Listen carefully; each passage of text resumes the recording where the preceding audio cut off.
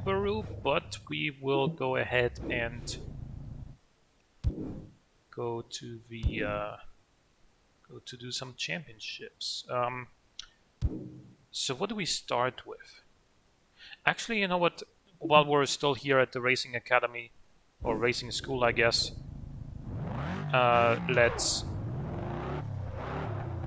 take advantage of that and get the next licenses as well, the A3 and A2. Shouldn't take too long anyway.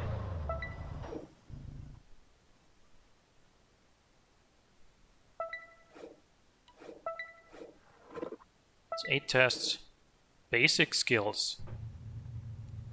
I mean, you'd think that they would trust me to have basic skills by now, right?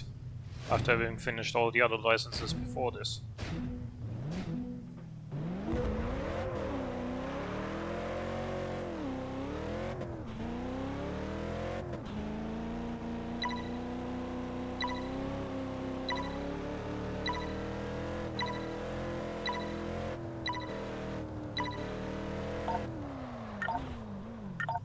So this car, I just got a feel for it here. It does seem to wanna drift when you have some weight transitions. So when you transition from one side to the next, even off throttle. So gotta be careful of that. Considering that I think we've got another slalom here. Yep. But it's spaced fairly widely, so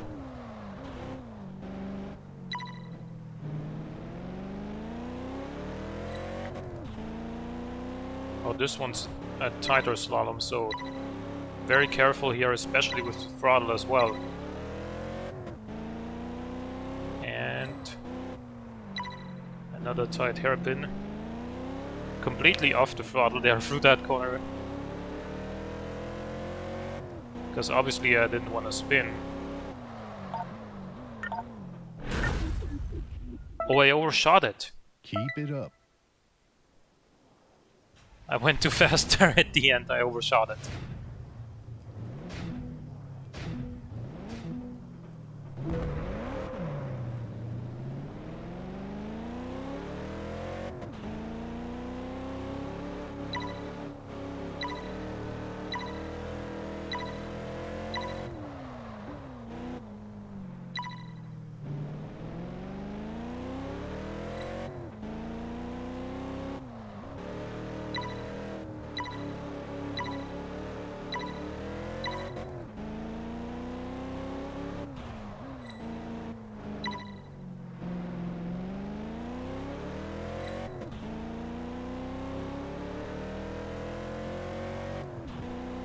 I'm gonna brake here.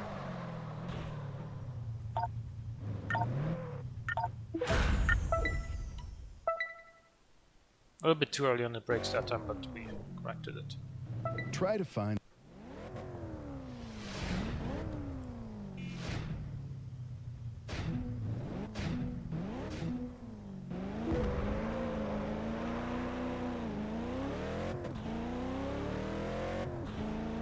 Really need good throttle control on the launch with this car.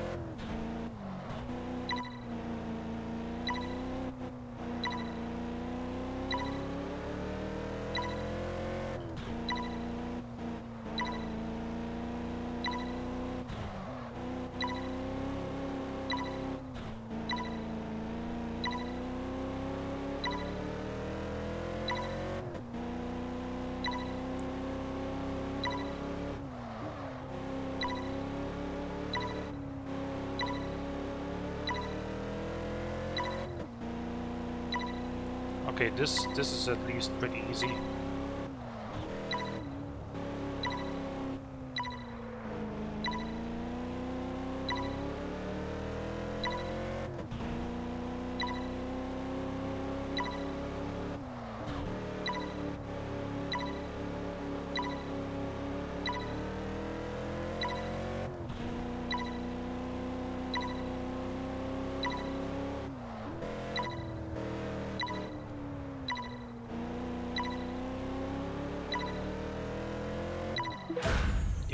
Pretty good. Next one. Avoid. Okay. Oh, this challenge. I remember this one. I remember struggling a lot with this one when I was younger. Because it's not only slippery, but the fact that it's downhill too makes it even more slippery than it would otherwise be.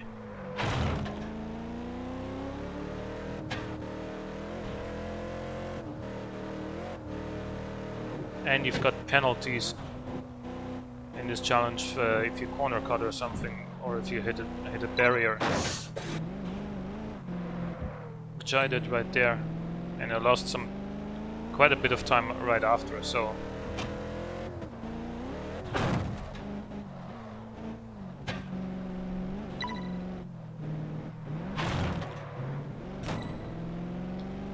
It's almost impossible not sliding.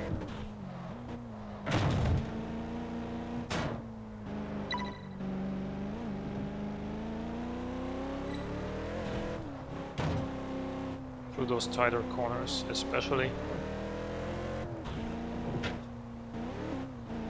I'm being sort of quiet right now because I really have to focus here.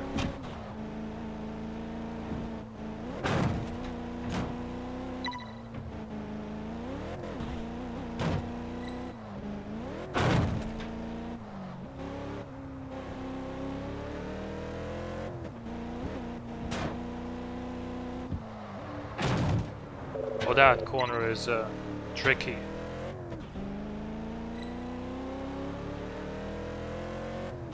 Also, this is a really long course, apparently.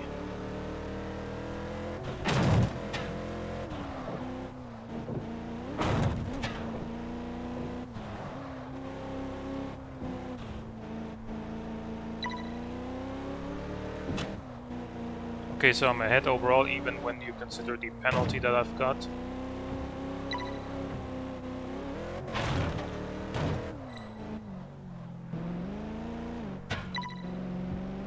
Keep it in third gear for that tight corner. Use the torque.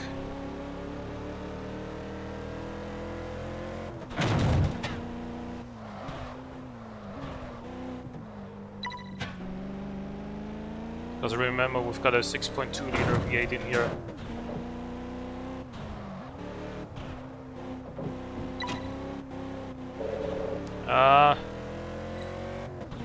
But I think we're gonna be fine. Yeah, because now it's straight.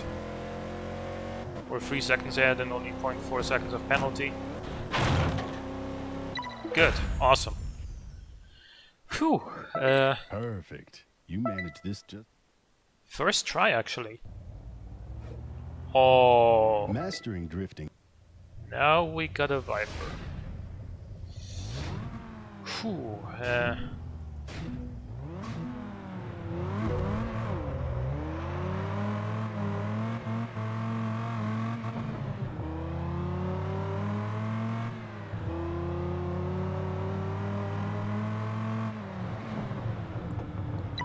Little secret, you don't actually need to drift here.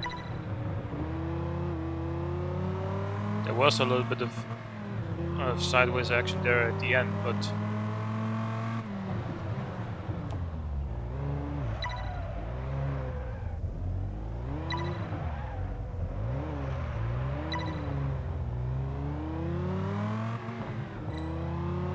I tried to slide as little as possible there and tried to get some power to the ground, but I couldn't really. Perfect. Still made it though. He said perfect. I'm not sure about that, but...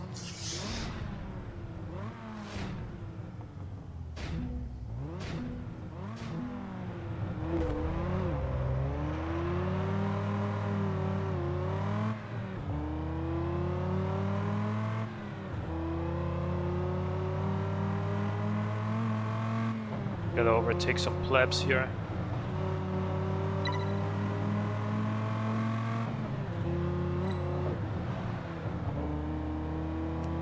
They're Audi Roadsters.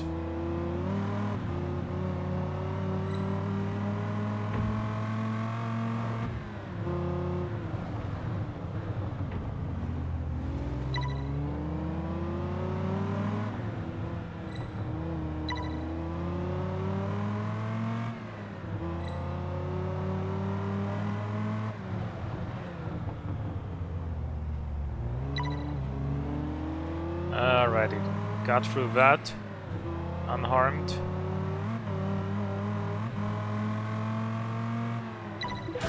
There we go.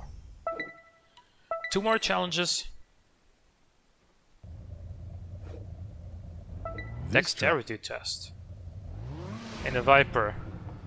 I'm not sure about this one.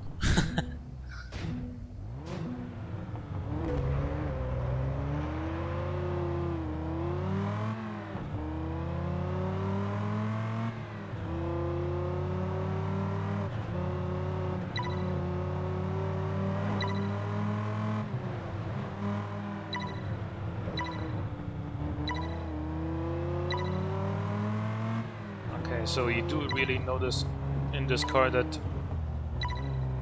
there is no downforce whatsoever. So when you transition from left to right or right to left in like 3rd gear,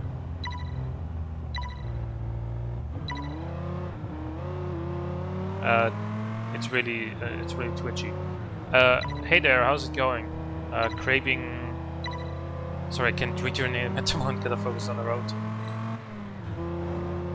Craving WLKRJ. How are you doing today? Did I overshoot again? Yeah, I did. Ouch. I had to stop in that little marked area and just overshot it by a little bit, so we gotta do this again, but the time was still... I was still gonna make it easily. Yeah, I'm doing fine, thanks. Okay, craving is just fine.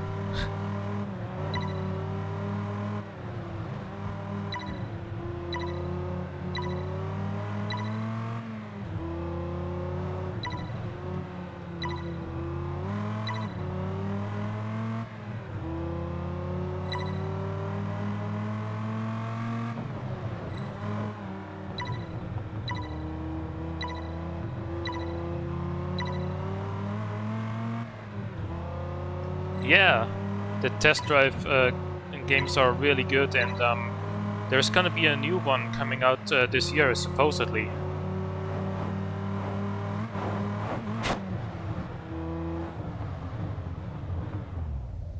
Is it true that a 3rd in the series is in the mix? Perfect. Apparently, a new title is coming out this year. Yeah, it's gonna be called Test Drive Unlimited Solar Try Crown. to beat the... And since you're also a fan of the series, let's talk a little bit about, you know, what we would like to see in the 3rd game, right? So obviously, besides more cars and updated graphics, what else would you like to see in the new game?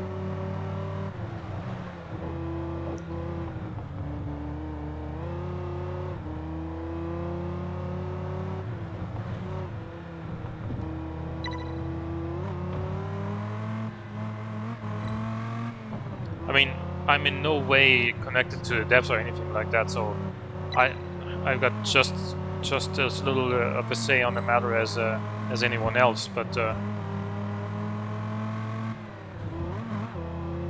I have picked up the first test drive Unlimited again recently. But what I would like to see in a new game, well, first of all, they gotta keep the... Oh fuck. Oh, I still got the checkpoint. Go, go, go. They should keep the all the little details about you know, being able to personalize your character and your home and everything. They should keep the ability to remove the roof on your convertibles and things like that. Things that made it unique in the first place, it should keep. Better driving physics. It definitely needs that. I agree. I mean, it's not like the first game had very realistic driving physics either, let's be honest. It was just...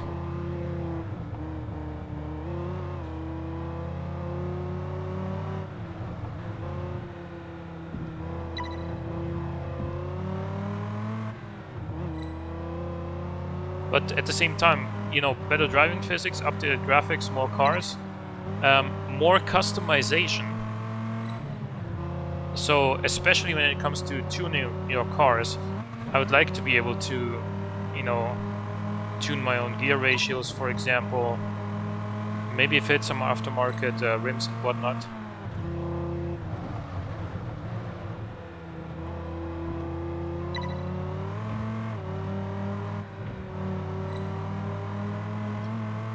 Yeah, sorry, excessive caps lock spam is not allowed, so anything past 20 characters of caps lock is not allowed. Originally the limit was 5, but then, you know, people wouldn't even be able to say stuff like BMW M3 E39 or something like that. Great job. I'm impressed. Congratulations. You managed that quite well. You have M5 obtained a E39 license. if I Now said you something just need different. to win the newly accessible championships. More customization? Good luck. I couldn't have done it without you. Thank you, Marco. Better physics. And, well, more cars. Especially Lamborghini. Like, Lamborghini was in the first game and for some reason no longer are in the second game.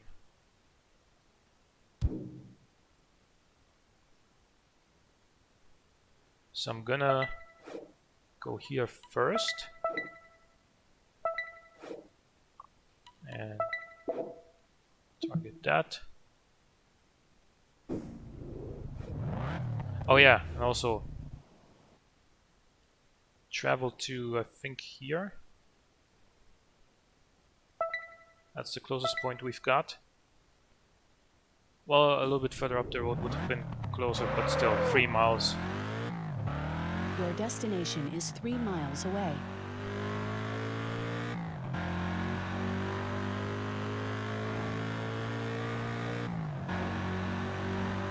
But I do love the overall concept of the TDU games. Like, you've got these two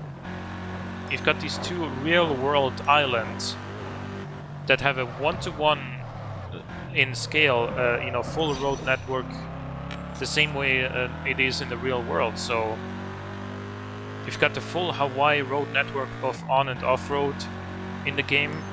Obviously, you know, it may have changed, especially the off-road sections, since 2011 when this game came out, but still, you've got this huge open world to explore, and the fact that you are rewarded when you do explore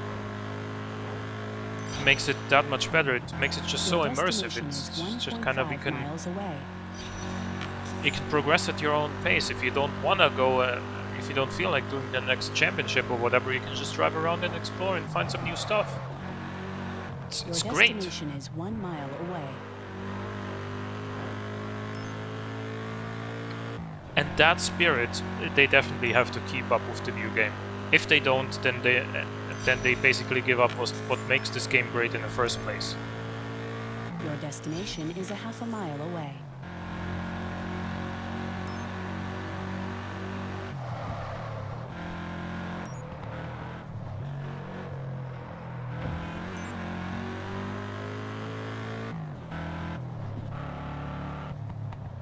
You have reached your destination.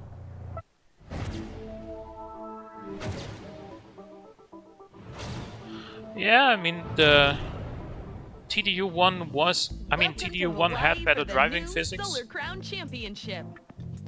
I present to you my but still, they were also weird, the driving physics in TDU 1. With my natural talent and this precision machine, like the way that like every car sort of past a certain speed just drifts heavily automatically when you turn into a corner. That you know, even on fast and, you know, downforce cars, I don't think that's very realistic, but, you know, still.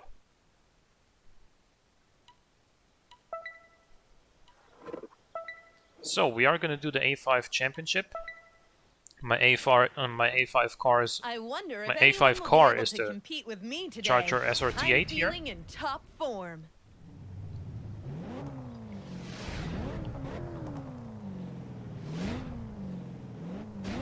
it's a good contender for Need for Speed, although the Need for Speed series is not what it once was.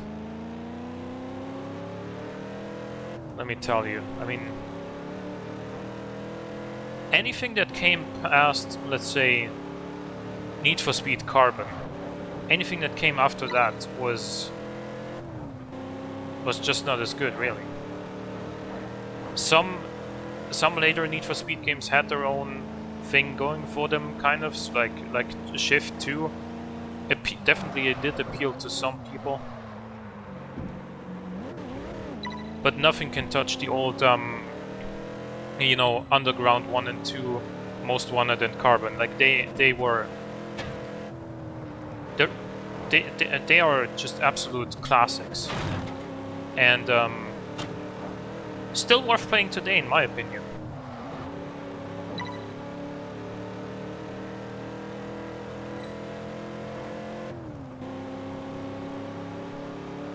Yeah, right.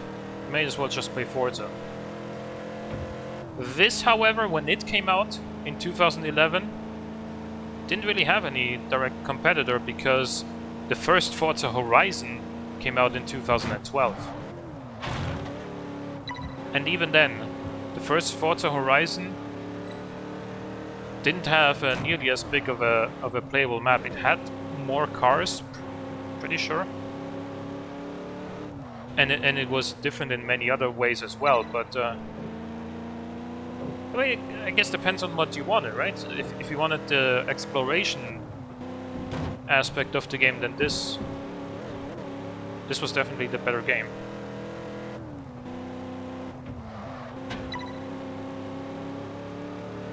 Yeah, Most Wanted still keeps going up in price.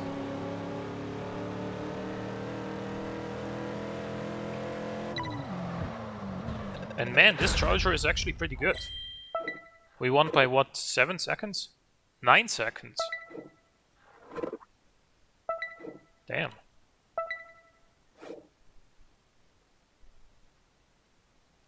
So one event where this should definitely be pretty good is this, the speed event.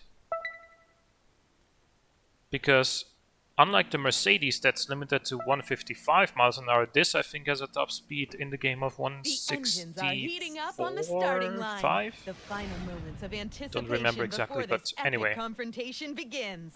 What surprises will Solar Crown give us this time? Oh, really? That's a nice find. And how much does he want for that package deal?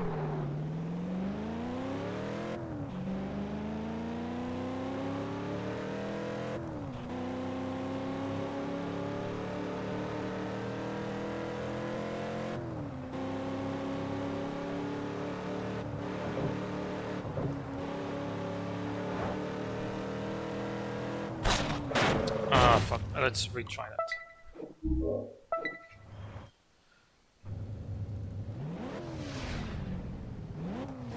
£80.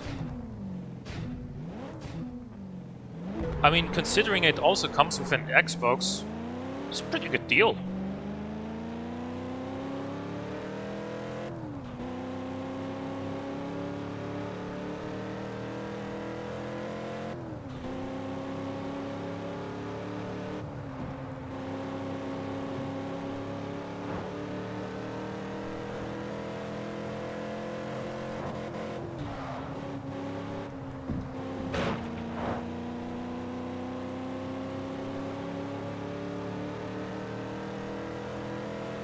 Ah, yeah, Facebook Marketplace. That's definitely a great place to go. I don't know, like I can't tell you why, but I sort of prefer. I definitely prefer a Facebook Marketplace to, say, eBay.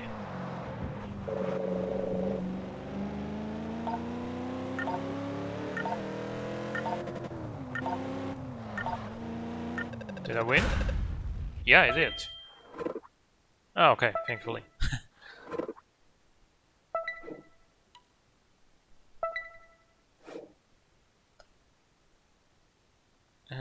Let's see. Let's do the speed trap event as well. You know what? Let's do a race in between.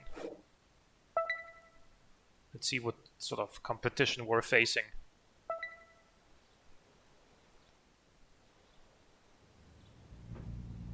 And we're off for a new competition of Solar Crown. Good luck to all Yeah, of you, December and I'll money see you was at the finish line. great. How? So you're from the UK, I assume, since you just said the bundle was £80. How's things, you know, for you personally in these times of the pandemic? I'm from Austria, by the way.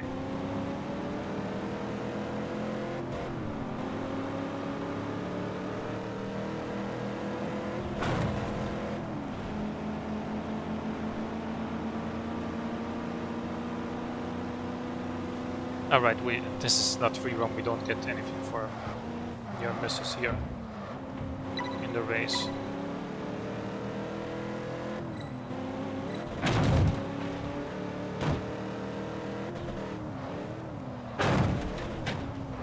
Oh shit. Oh no. Come on.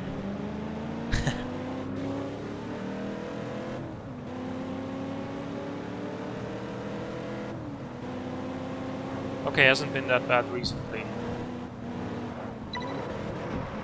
Oh. Almost lost it again.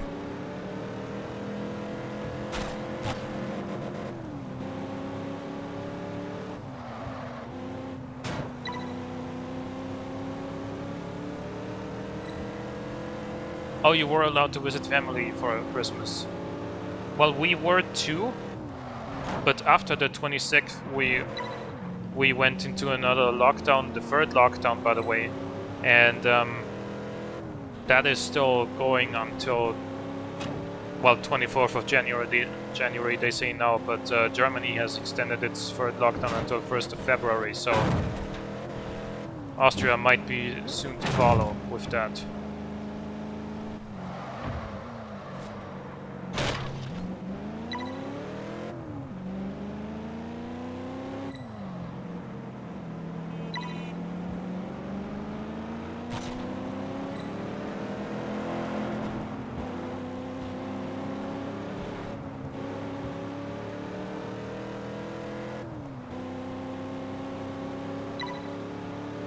Yeah.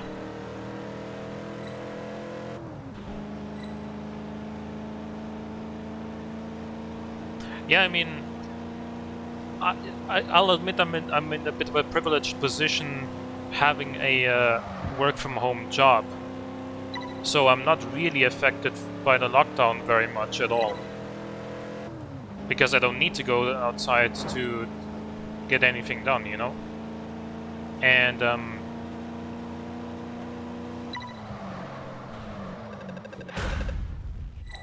And so for me personally, especially in the industry that I work in, namely I'm a technical support for, you know, a PC hardware manufacturer who I'm not gonna name on the stream here, but yeah, we're never gonna run out of customers these days, right? So because everyone's at home, everyone's in front of their computer or laptop, I wonder if stuff anyone breaks, will be able to compete you know, with me today. I'm feeling in top or form. people just don't know how to use their device.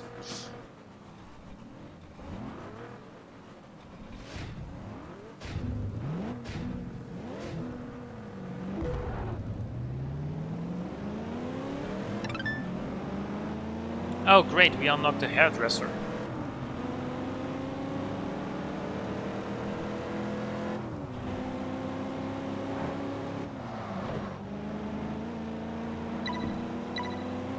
But as secure as that job is, the one flaw with it, which doesn't really have anything to do with the job itself, but rather with you know, the well, I'm just gonna say what it is. I don't know what the right word to use there would be, but I'm a freelancer, and I work under contract with with this company, and they pay their employees in US dollars, which would be fine if the exchange rate for between dollars and euros didn't change, but because it does, and the dollar is worth quite a lot less now than it was a year ago, I get paid less, significantly less, in euros than I did a year ago, even though I'm doing the same job.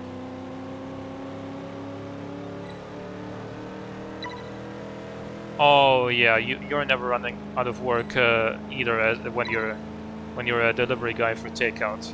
So, or a takeaway. Sorry, misread that. Yeah, that's another pretty safe job these days, isn't it?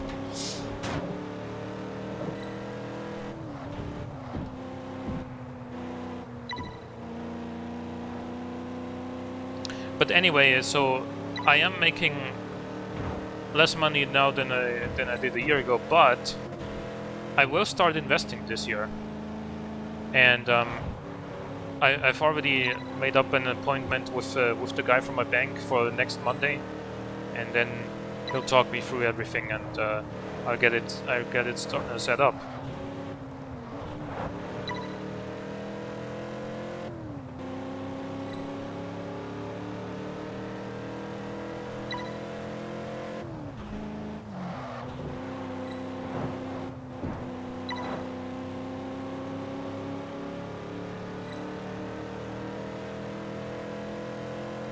Thank you.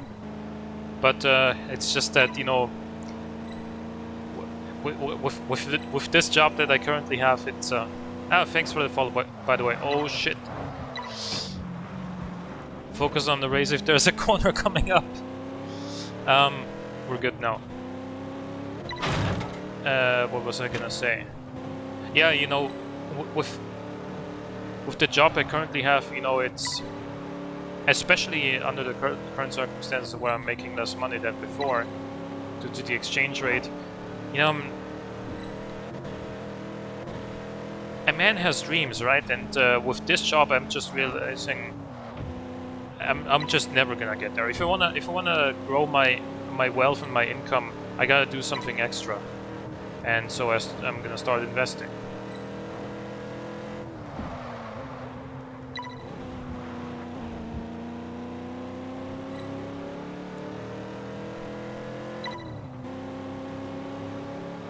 No, they don't block my stream, but I have Streamlabs, so my streaming software open on the other monitor, and there I can see the alert as well. I am working full time.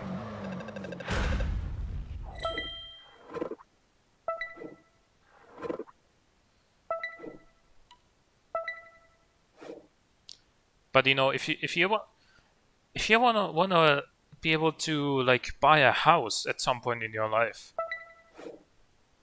odds are with a regular job you're just never gonna get there, right? Or unless or at least if you're gonna get there, you're gonna be like Crown is now in full 60, swing. and then Suspense is at an all-time high. Who will win this race? fill your in-between time with extra work. Yeah, find a side hustle basically. I'm currently looking for one as well. So what I would like to do, because I'm interested in this, is you know, building custom computers or fixing or upgrading old laptops and stuff like that, but couldn't really find any. Like we used to have one PC workshop in a town close by, but that one had to shut, you know, close business completely due to the virus. So now I'm out of options when it comes to that. I could open my own business if I had the money, but you know, I don't, and that's where I guess saving and investing will also come in the future.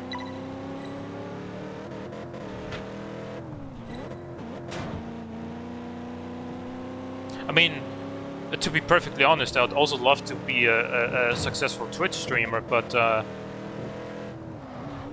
that's not just depending on my own efforts. It's depending on luck to some extent as well. Because you can make good quality content if people just don't find you, people don't notice you, you know, you're never gonna get big.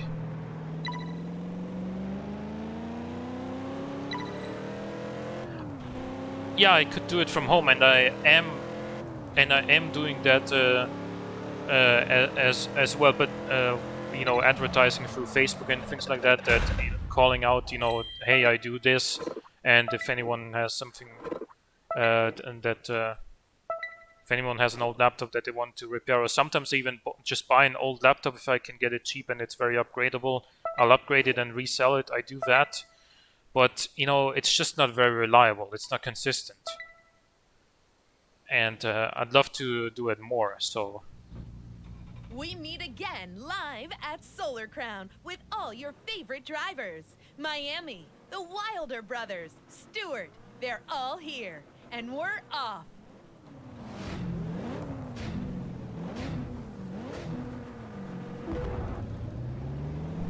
So this is another event where this charger should be good. Because here it's about pure acceleration and speed. 107 should be the highest speed here.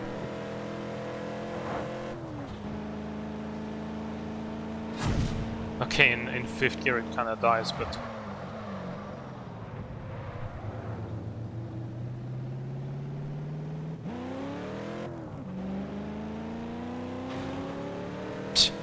Bye-bye to her.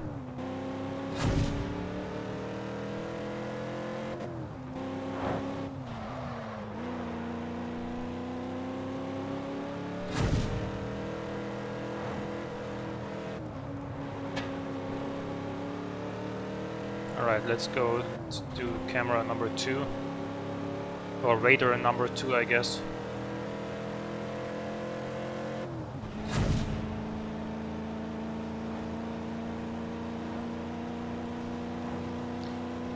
I mean, I do also have a YouTube channel where I upload these VODs. I'm on Twitter.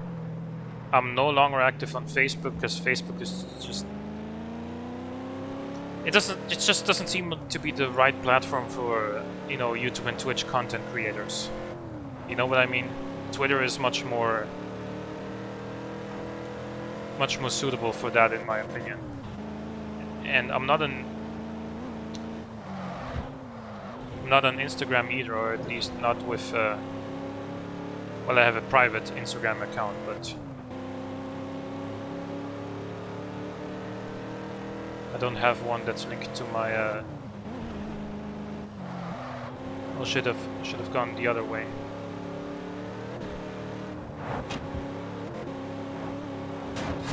Alright.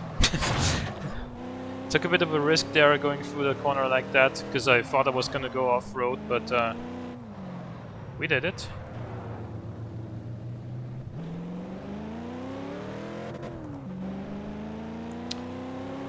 Facebook is just a bad platform, you know. In some ways, it's still good. For example, I think Facebook Marketplace is pretty good.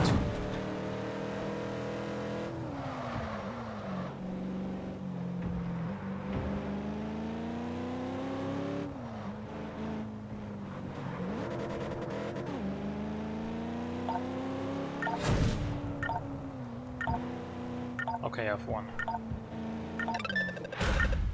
Awesome.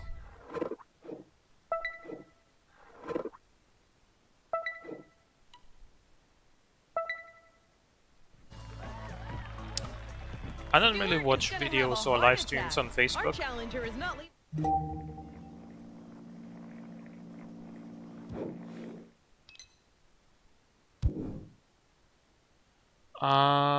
What else do we have?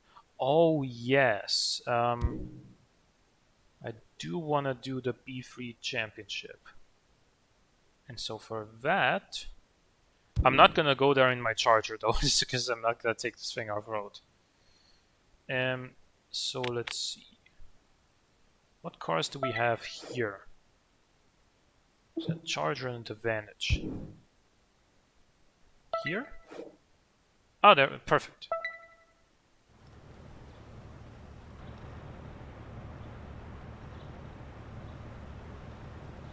Yeah, I mean, I don't really see Facebook as the sort of place for short videos or things like that.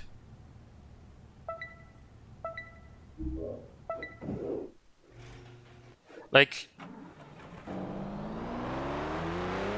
I'm never gonna join TikTok either, because it's like...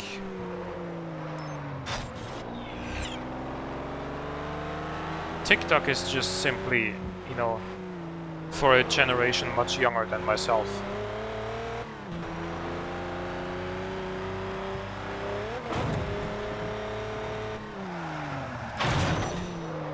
Jesus.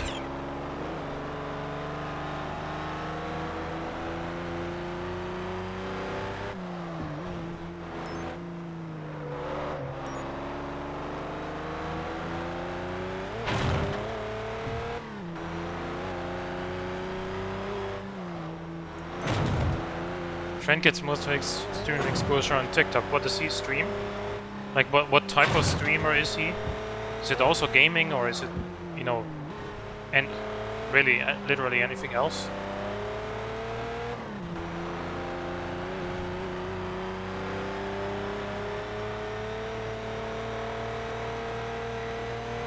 Oh, Call of Duty, okay. It's not really my game, to be honest. And it's also kind of...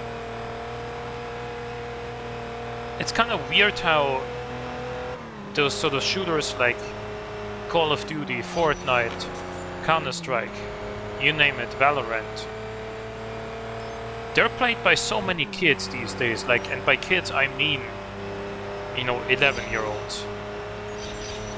When it should never be allowed for a child that young to play them. But that's the majority of the player base these days, so... It's not... That's not why I don't play the games, I'm just not really into shooters, personally. Shit, man! Why does this car slide so much when you brake? But anyway.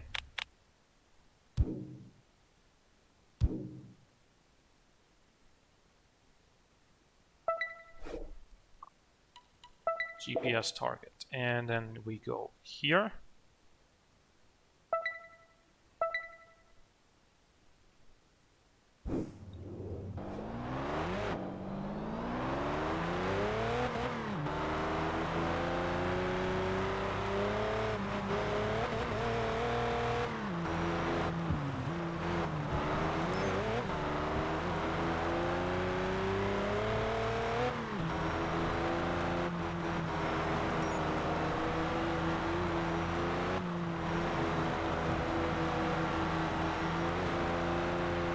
Your destination is 3 miles away.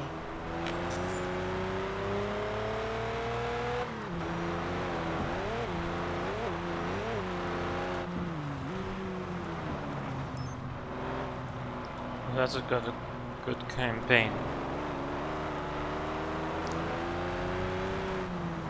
Yeah, I mean, I understand that. I mean, there's something to be said for the campaign and the story mode, but excuse me.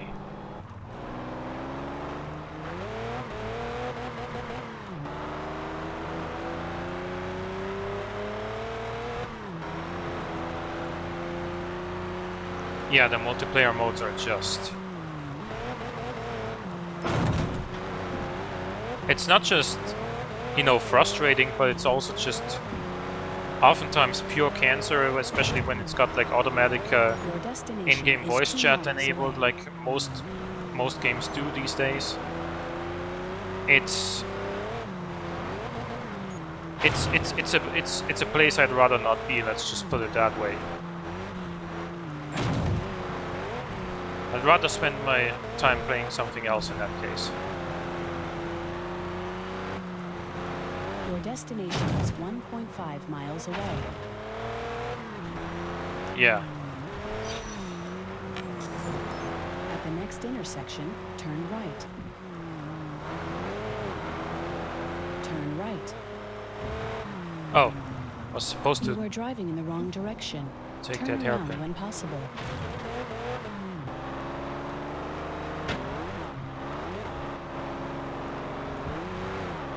Come on, V12.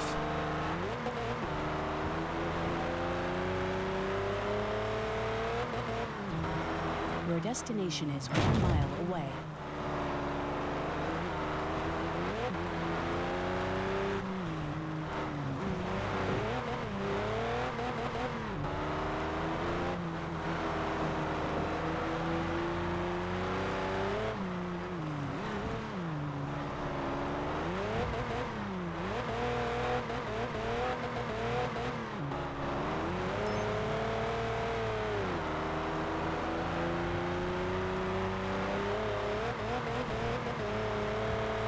Your destination is a half a mile away.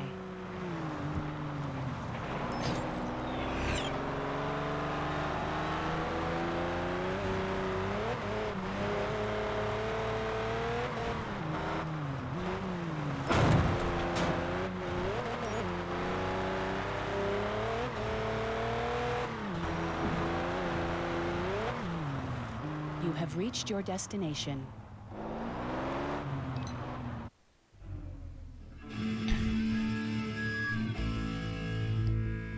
Sandwin is my group. Yeah, And if we're at exactly. I the mean, top of the charts, it's because I'm and by the way, hardcore on if skates you like as on the Forza road. Horizon 4, I'm gonna To stream. all the clowns, you think you can beat Well, I me? don't know if I'm gonna Well, stream it here's again what's because it waiting for you. likes to crash for some reason on my PC. But you should definitely check I out my look YouTube like I'm channel. gonna I've give got you an some advantage? content on there from previous live streams on Twitch, and also recently I've been doing some wheel spin drift builds. So in case you wanna check that out after the stream, then you can check, and then you can watch those as well.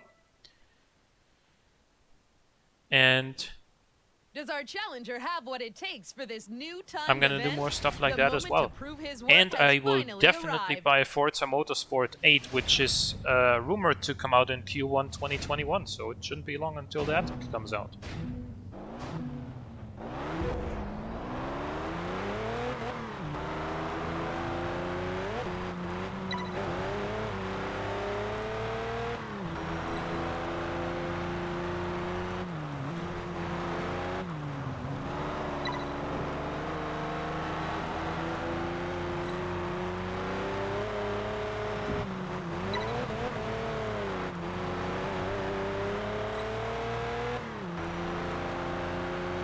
Man, this car, I mean, I really like it, but it's kind of, it's a bit weird to get into because it may have a V12 engine, but there doesn't seem to be a whole lot of torque low down in the rev range.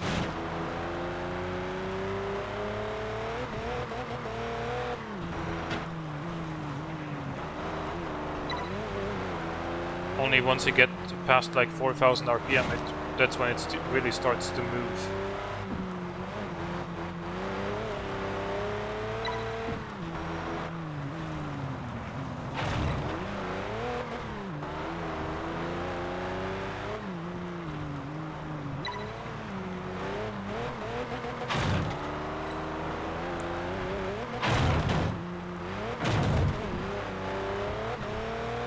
And all-wheel drive in this seems to be very rear biased, which is fun and all, but not fast, you know.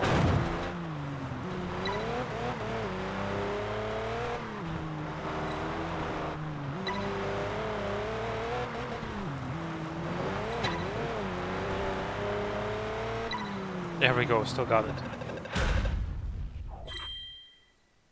Yeah, Spiker is my favorite B3 car too in terms of aesthetics. It is a bit of a is a bit of a clunky one. The Casino Island. Let's see, actually. I remember it, but is it still in here? It would be in here.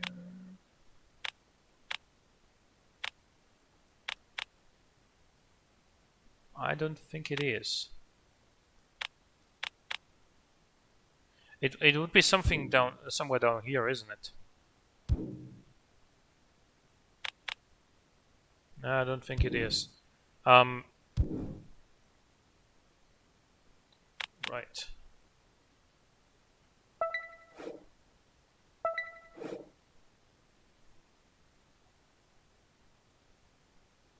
It might also be in Ibiza. We can try that out later.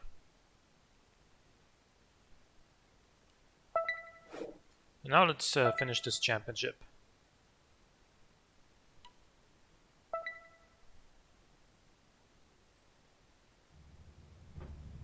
The Solar Crown is now in full swing. Suspense is at an all-time high. But yeah, man, the Who will Spiker, win this race?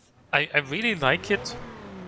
And I like the fact that this thing is in the game. I mean, to be honest with you, I've never seen this anywhere else other than in this game. I've never seen like a Top Gear or any other car show episode about this. I've never seen this D8 peaking to Paris in any other game either.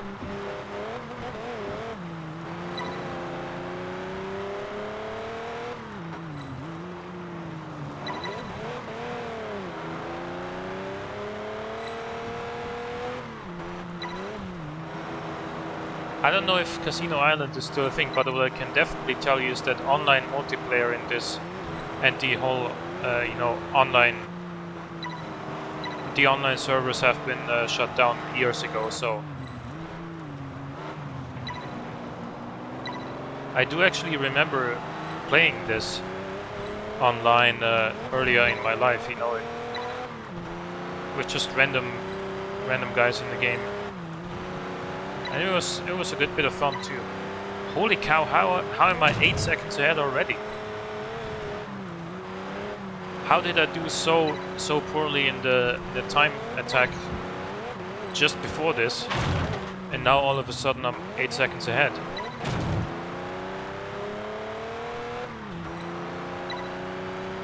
Yeah, those were the days indeed.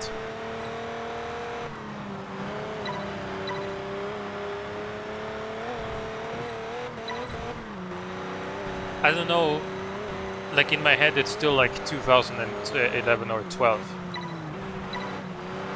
Which it shouldn't be, obviously, because, you know, things have moved on and I gotta get on with my life as well.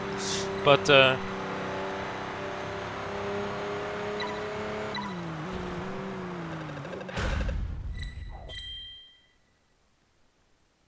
you know, for example, the Pagani Huayra, it came out in like 2012 or so, and the Top Gear or the Chris Harris drives video on that came out like 7 years ago.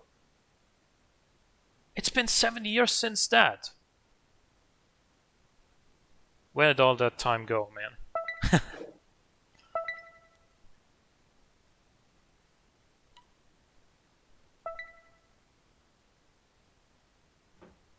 Does our challenger have what it takes for this new timed event? The moment to prove his worth has Don't even. finally arrived.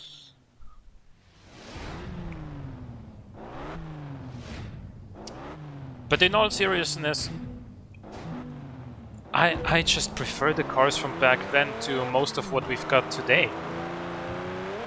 I really love the Ferrari 458 and also the 430 that went before it. Much more so than the 488 or the new like F80 or F8, sorry.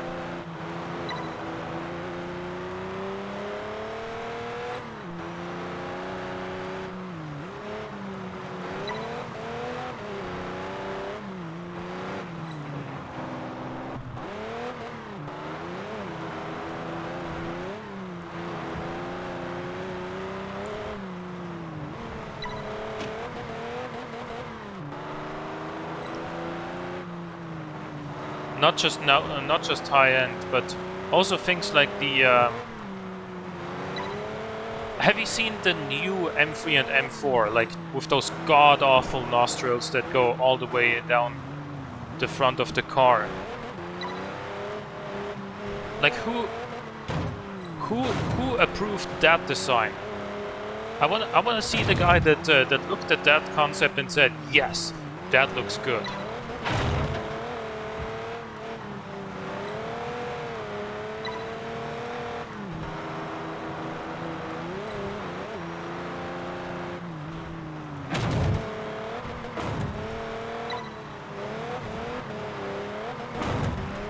Let's cut a little bit here because we can.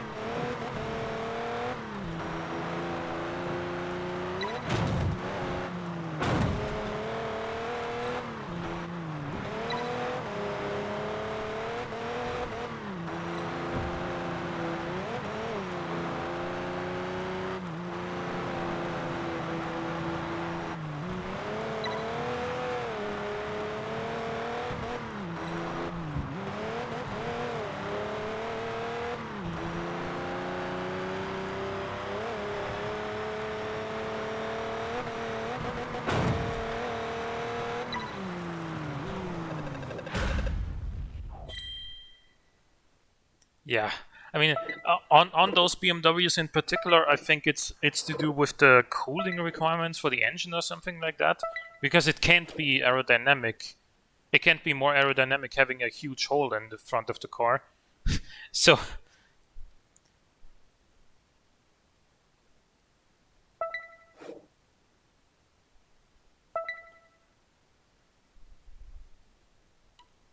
yeah.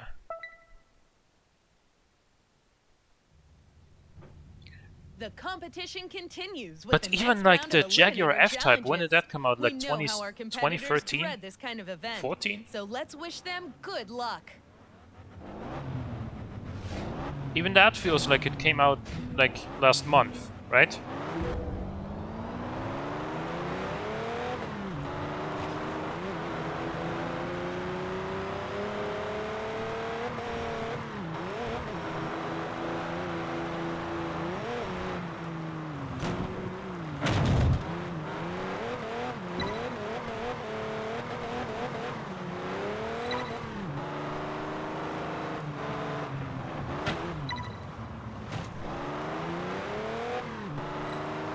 Ah, yeah, we're talking about the F-Type the other day.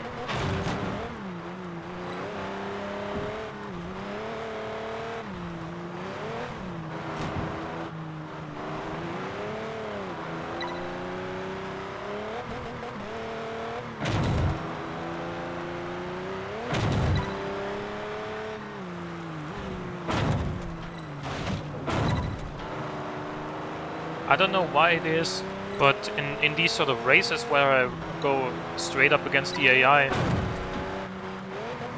you know, I'm 7 seconds ahead after a minute, but in the time attacks, it's like neck and neck until almost the very end. So those do definitely get harder already, but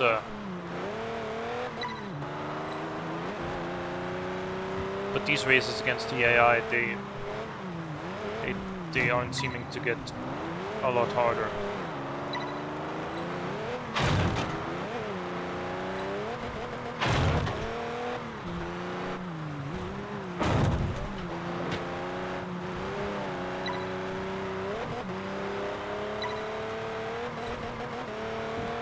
Man, it was a 1:43 lap time and we've got 7 laps in this one, so we're gonna be in here for a while. 2013 is when it came out. So that's like 8 years ago. Jesus.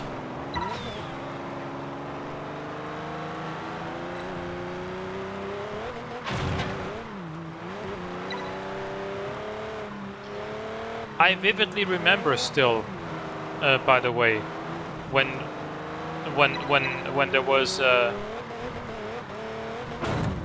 this theory that that the world was gonna end in 2012. You remember that? There was even that Mike Candy song.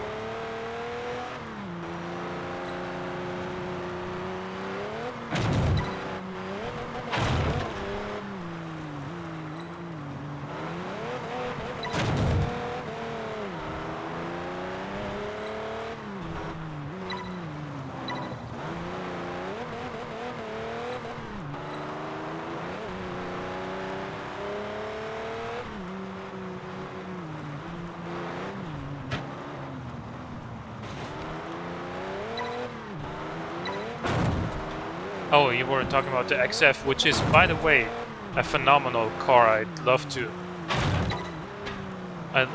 drive one day, but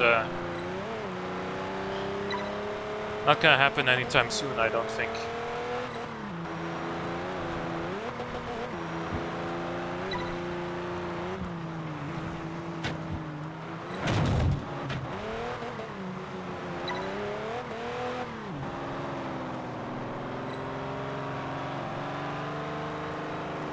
Jesus, please, come on. There we go. That's what I said earlier. This car does have a V12 engine, but there's no torque under like 4,000 RPM. And sadly, this only revs to just over 6,000, so the power band isn't particularly wide. But if you do keep it in that power band, it's pretty good. That's hard to do though.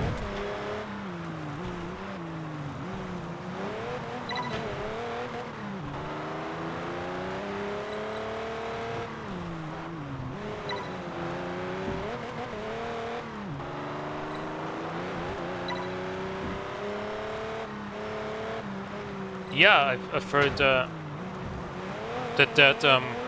what is that there's a I think Hungarian gypsy or whatever you call them that predicted, her name is Baba Wanga, and she predicted that 2021 would be the end of humanity as well. So maybe it was a typo. I don't know, but well, for now we're certainly not in a particularly good position in Western society, but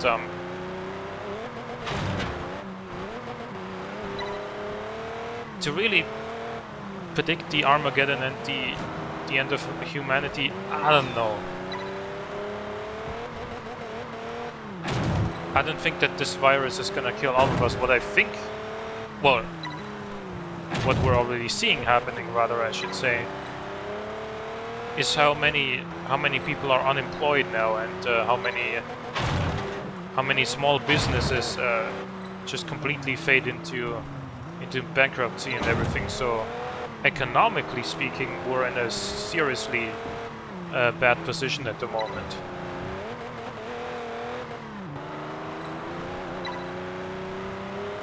You ever play Prototype? No, I haven't.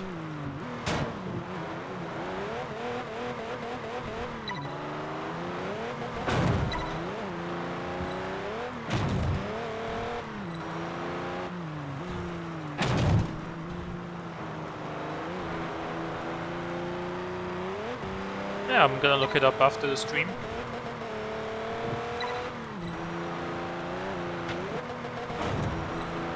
We're on lap 5 now.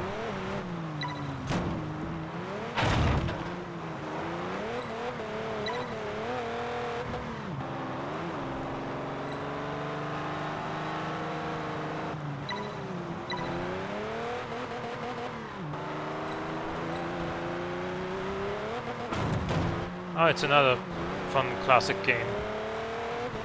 Okay.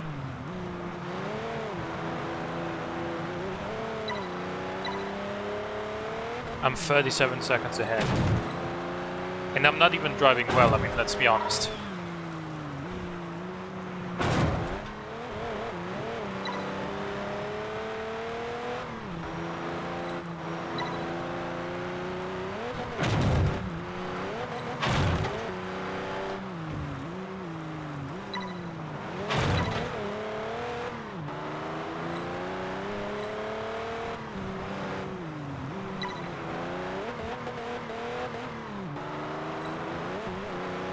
I'm also curious whether or not Square Enix might make like a 25-year anniversary Tomb Raider, like a remaster of one of the older games or whatever. Because I know there is already the 2006 Tomb Raider anniversary, so that's for the 10-year anniversary of the first title. But you know, this year it's going to be 25 years since the first game came out.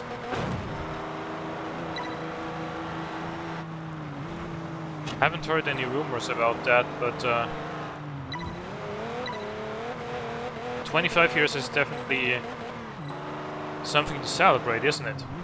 Because Tomb Raider is one of the biggest or most popular sort of AAA game franchises.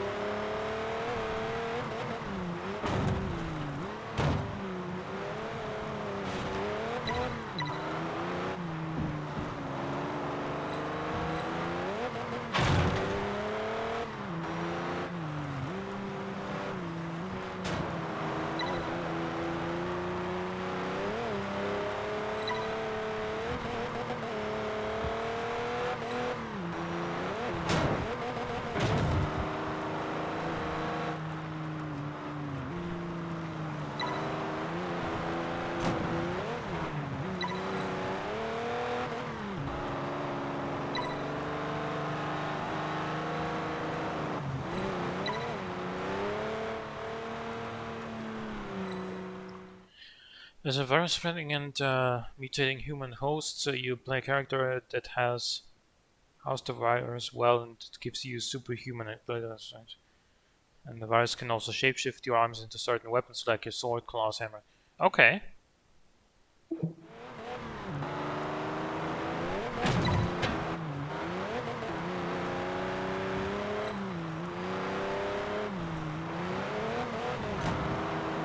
Right, that does sound like fun, a little bit of fun to try that game out.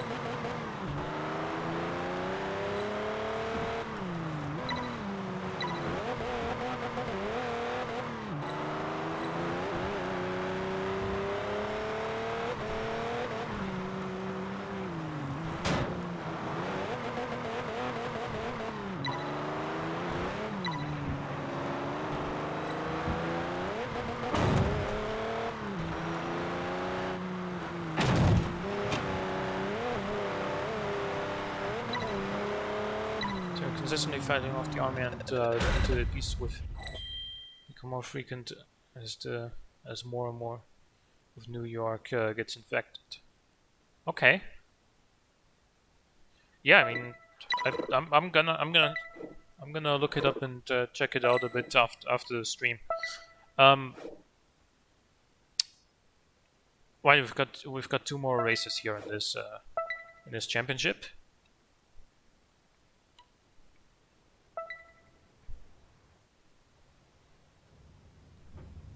We meet again live at Solar Crown with all your favorite drivers. Miami, the Wilder brothers, Stewart, they're all here. And we're off. We're back with all your favorite drivers, and then she doesn't even mention her own name, so that, I guess, shows that she's aware of her popularity. Tess.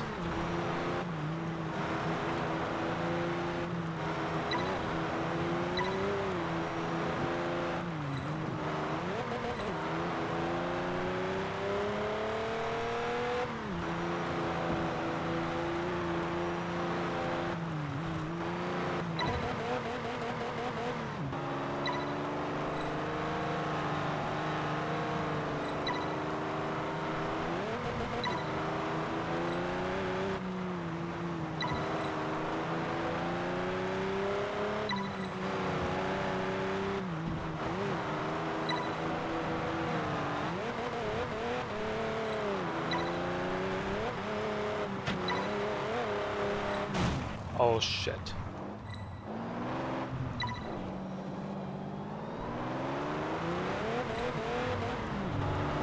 There goes my 5-second lead.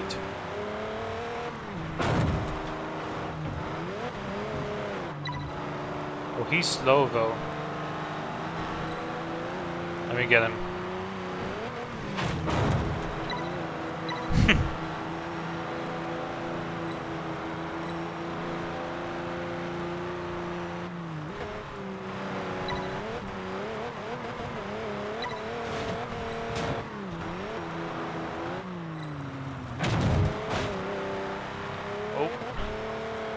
We're good though. And by the way, since I think you're new to my channel, I do also have a Discord channel where I always announce before I go live. So if you wanna join that, then I can post a link to it in the chat real quick.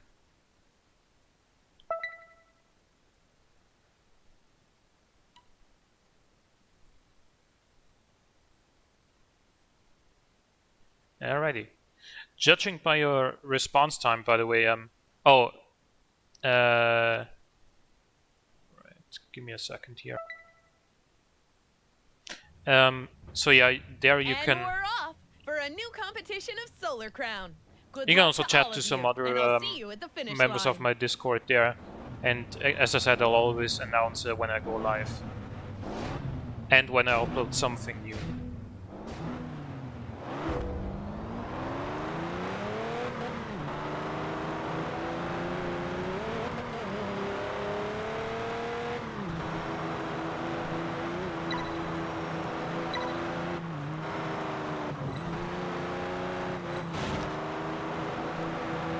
Saying it's timed out. Alright,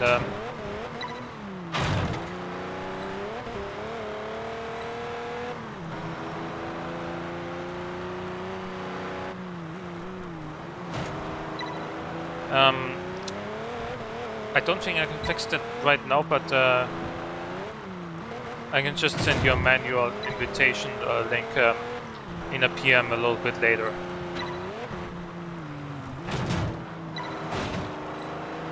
And then I'm gonna fix the command for Nightbot as well.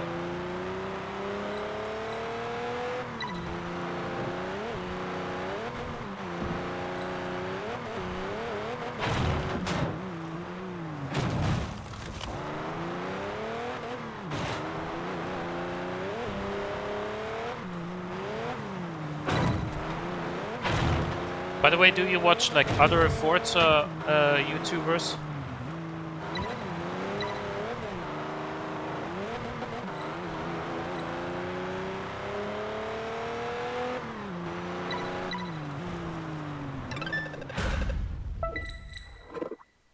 B3 High Championship unlocked. Awesome.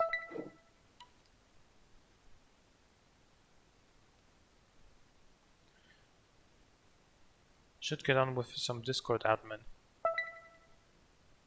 The Wilder brothers are left fuming as our new challenger walks away with the championship. Congrats!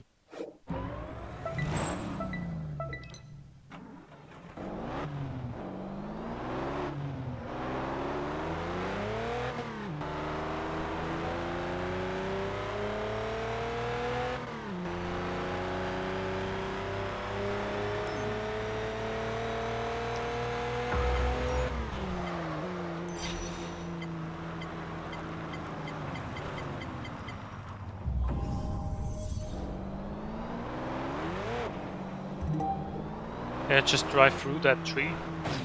Well, definitely not here, but I think a second ago I did when I was going backwards.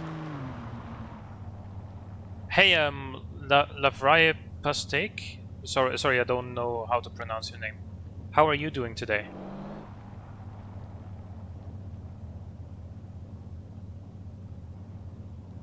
Oh, okay, I see.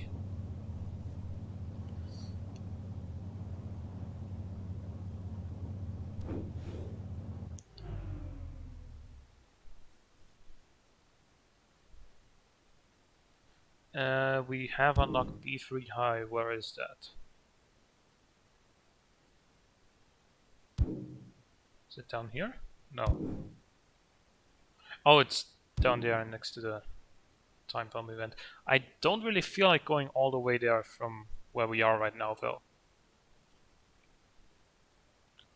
We've completed A5. So let me check it out real quick. What sort of cars do we have here? We have the Jannetta. Where is the A2 championship? It's over there.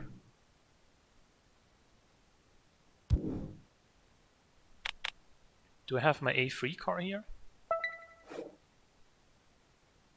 There's the V8 Vantage, which is A4. Where's that? Oh, that's close. Right, yeah, okay. Let's go get the Aston and do the A4 championship.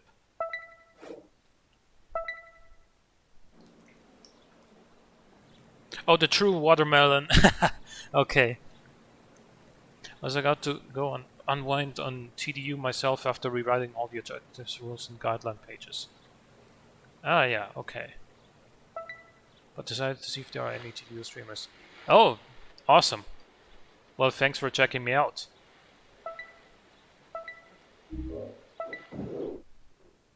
This, by the way, is one of my favorite looking cars ever made, the V8 Vantage. I do love that generation of Aston in general, the DB9 as well, and the DBS and the V12 Vantage, but you know, the DB9 was the first car of that generation of Aston, but I love the V8 Vantage in particular because it's sort of like a smaller car, a more compact and sort of, you know, muscular looking car. It's I think it looks really good.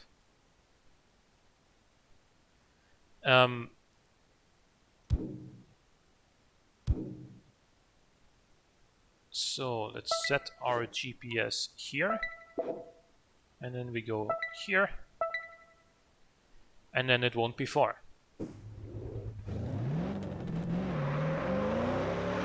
Less than a mile, actually.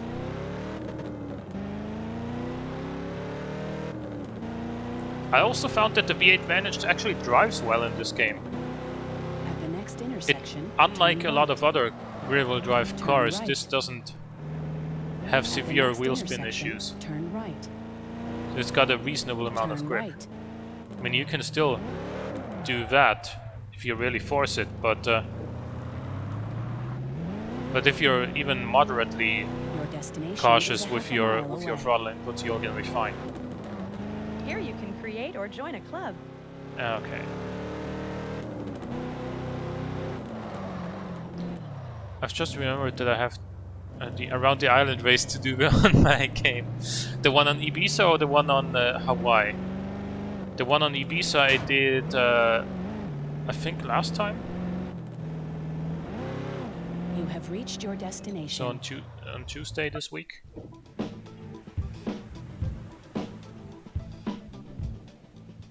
Hey! Hello, everyone. Oh boy, Before each let's. competition, Oh, I can't it's skip it. important to clear your mind. Mental preparation is the key to Oh, you're on success the- for this on TDU caliber of 1. competition. Oh my god. This is my race. Like, There's no way there's also- anyone will beat me. I think there's two races in that game that are basically the same, and they both go all around the island, but one gives you 1 million credits and the other one I think doesn't. So the one that gives you $1 million for completing, also with the highest tier car, that one, you know, I wonder if anyone will be that able one to was what compete with I me used today. to farm a lot I'm of feeling in tough a lot of form. cash back in the day. But obviously it's like 50 minutes or so around the island, even in a really fast car. 100k, yeah.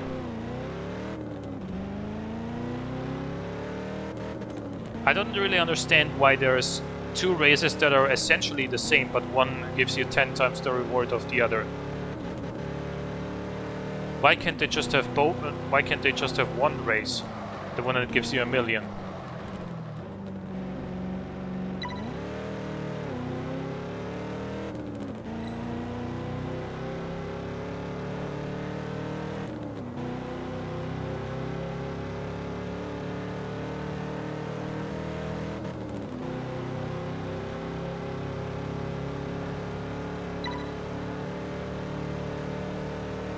Right at the end, yeah.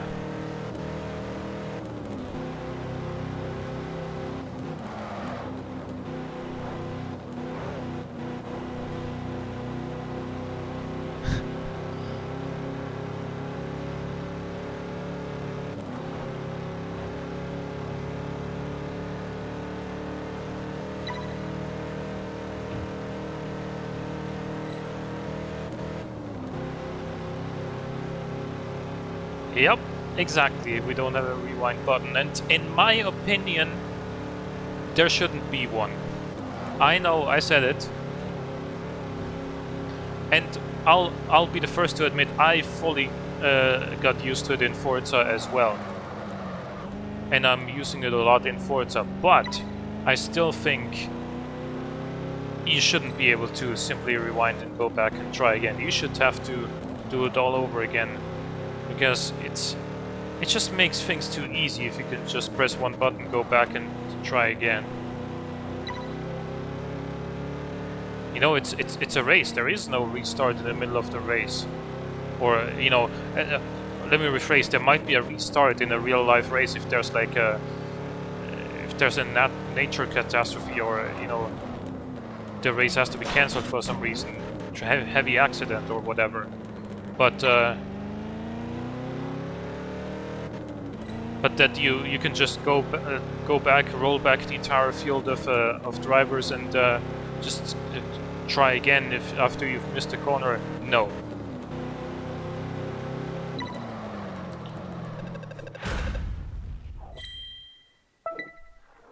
Yeah, exactly. You can just push the limits constantly and rewind anything that doesn't follow through.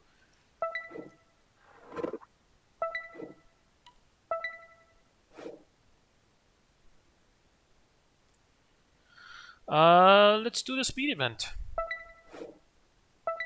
See, I love the variety of race events too in this game that you don't really have in Forza. The engines are heating up on the starting line. The final moments of anticipation before this epic confrontation begins. What surprises will Solar Crown give us this time?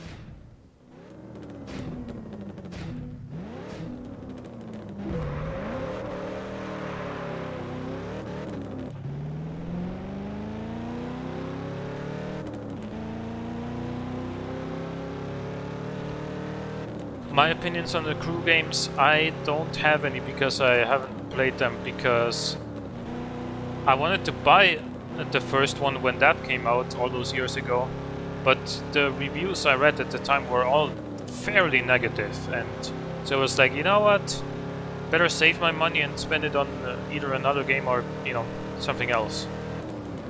And that was that kind of, and when the Crew 2 came out, again I was like, I was seeing really like super unrealistic things and bad reviews and everything. I was like, you know what, maybe this just isn't for me. I mean, maybe I should have given them a try. By the way, we're maxing out here at 187.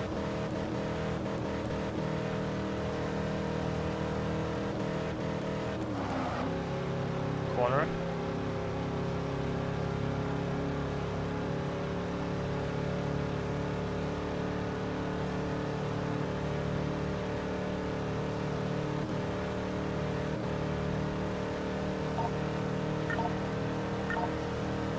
It wasn't a successor to TDU 1, yeah.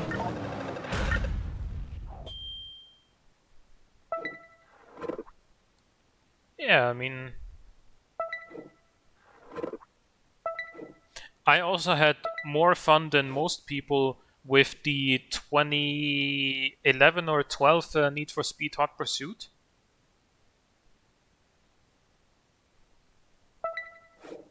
I enjoyed that as well. For a little while at least. I mean, it was too easy and super duper unrealistic, but it was a good bit of fun for a while, you know. On the starting line for a new challenge of Solar Crown. Who will win today? The bets are on.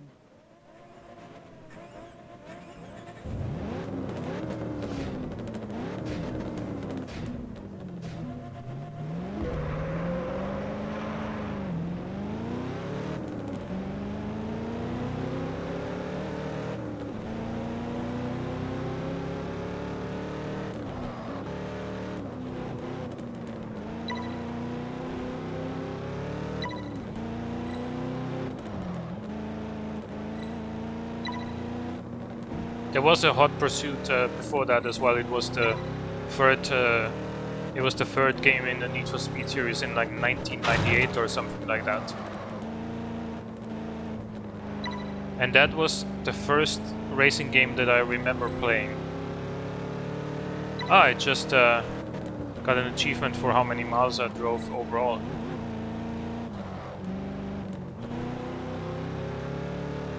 Yeah, I'm that old. 28.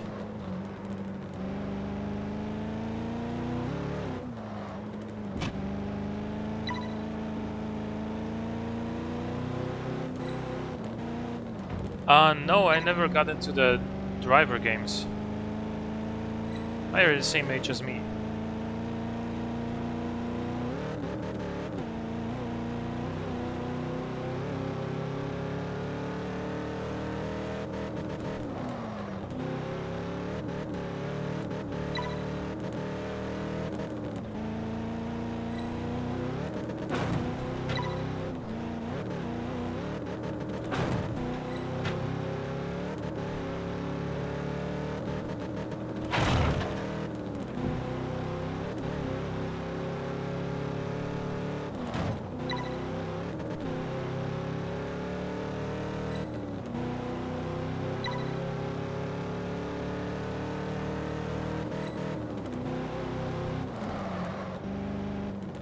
By the way, if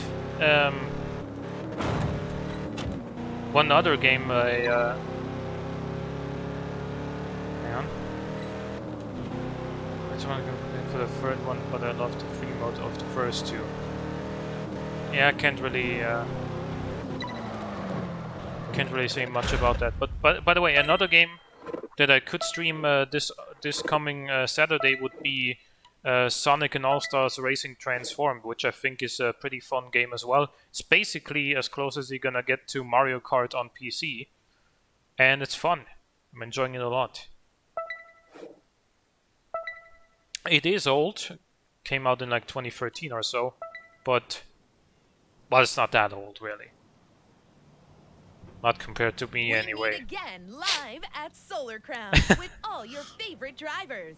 Miami, the Wilder brothers, Stewart, they're all here. And we're off.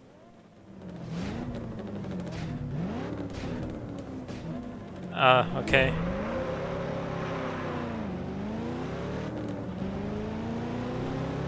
Now,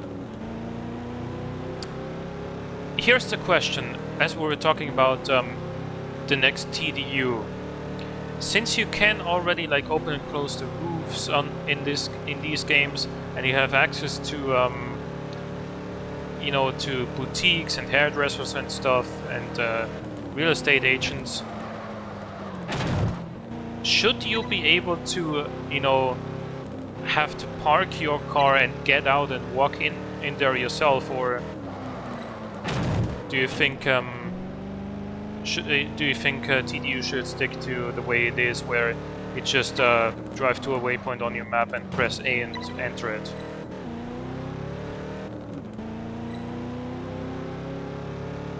Lowriders, yeah, I mean, just generally more classic cars, or older cars, really.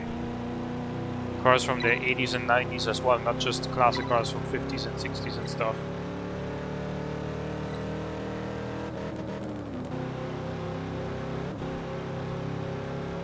So things like...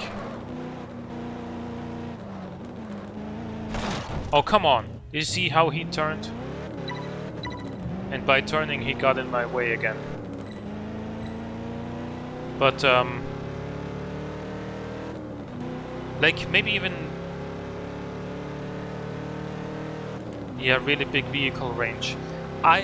Look, I don't think it's realistic to expect them to have 750 cars in the game like Forza Horizon 4 does. I don't think it's realistic to set that expectation. But what are we at in this game? Like 40, 50? 60 maybe? I think something around 200 to 300 would be... would be a pretty good place to start.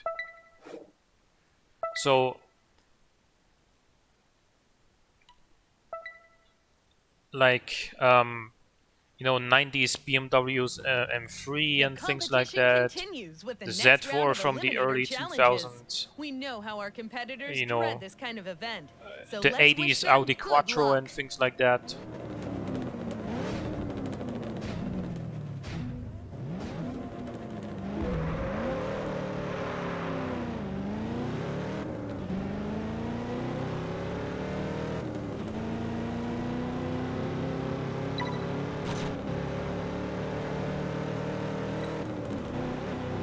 And this is exactly the thing that I think that TDU 2 would already have potential for,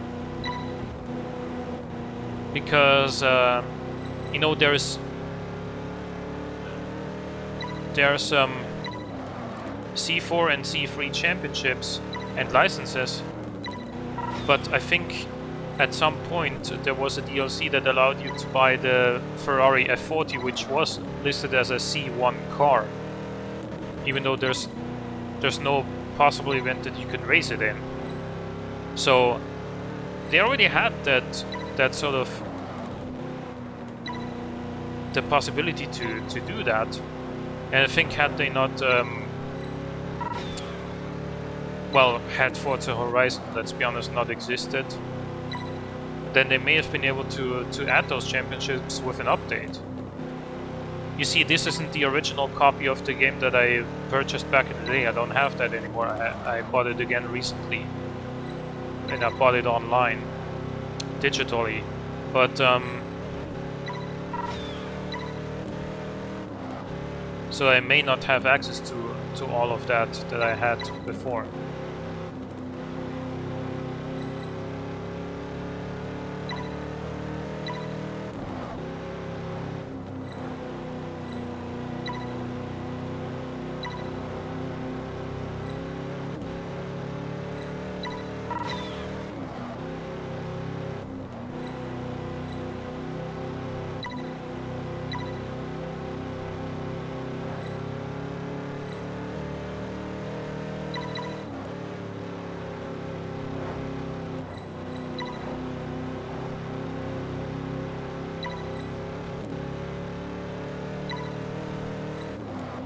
I don't know, man. I still think that this, even playing it as a sort of single-player game, I think it's still quite a lot of fun. All the exploration that you do, all the environments you see, because let's be honest, Forza Horizon 4 is a much newer game. But the graphics in this, when it comes to the cars and the environments, are still pretty good. Especially since when you're racing, you don't really have the time to look that closely at them anyway.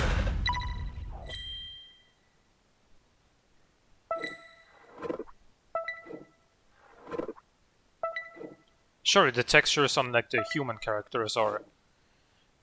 It's where you notice that that this game is getting old. But okay, sure. But I've done 5 out of 7 already.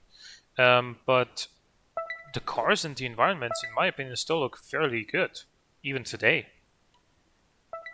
I've got everything on very high here on this The engines on are my heating PC. up on the So starting line. The final moments of anticipation before this epic I don't think the confrontation cars, begins. the details on the What cars surprises look will Solar Crown give us this much, time? if any, better in Forza Horizon 4. I think we've pretty much, with this game, we've pretty much hit a peak when it comes to the details of the cars. Yeah. Then TC2. What is TC2?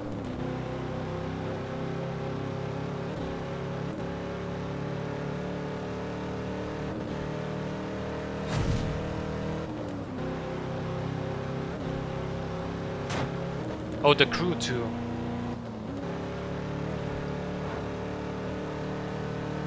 Can't really judge that, because I've never played the Crew 2.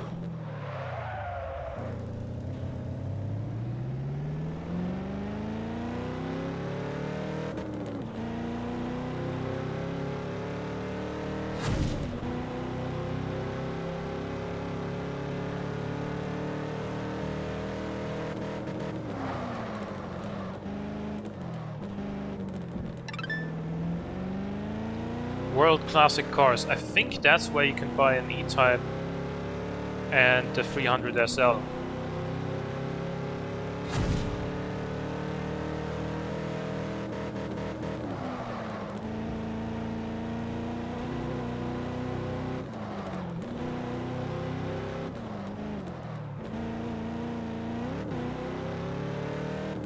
Oh no, they're coming the other way.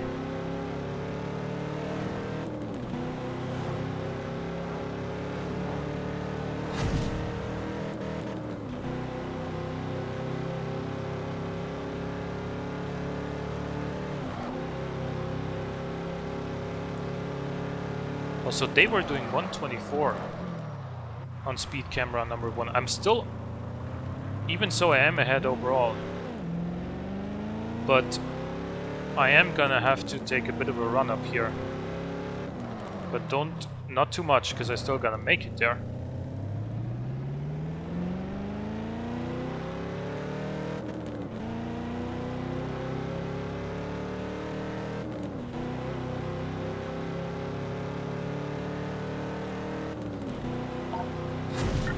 There we go.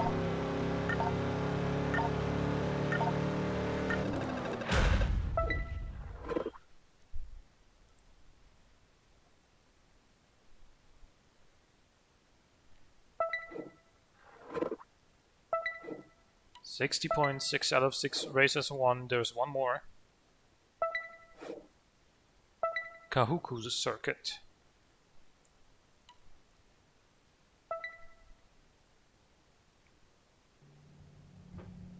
And we're off for a new competition of Solar Crown. Good luck to all of you, and I'll see you at the finish line. What I also love about Test Drive Unlimited 2 is that when you buy a car, you can choose the spec, right? You can choose the exterior color, you can choose the interior color combination. You can choose what rims you want on your car depending on what was available for it in the real world. Like that level of detail, I don't think we've seen that in any other game.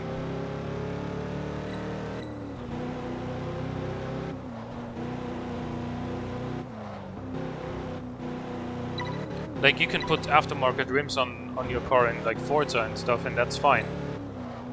But this really kind of gives you the feeling that you're at an actual dealership, right? That you're actually there and speccing out your car.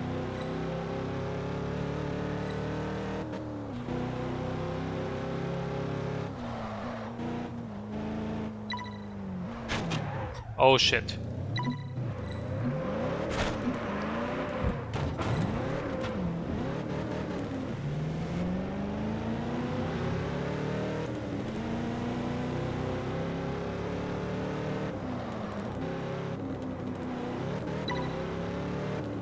There's a Jag XKR. Then there's an Aston of some kind ahead of me, and then there's Tess in her DB9.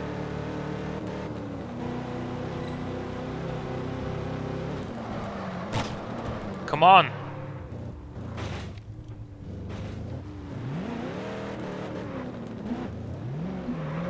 I think I'm gonna restart this one.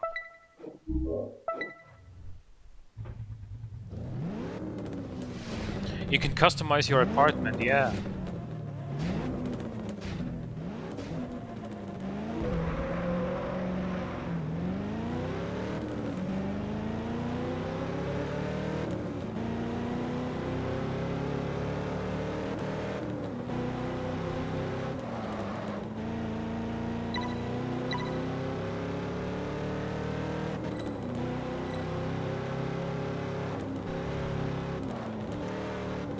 Like the best strategy for the races here in TDU is definitely to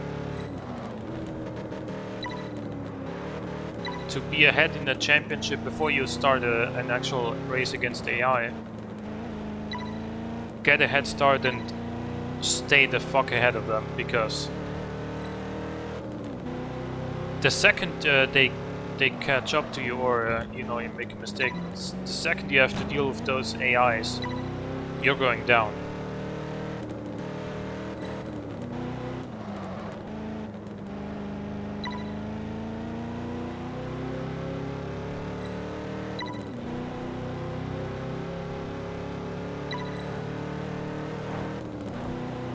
Right, okay. Isn't there already the crew free? Is that a thing? Or am I thinking of something different here?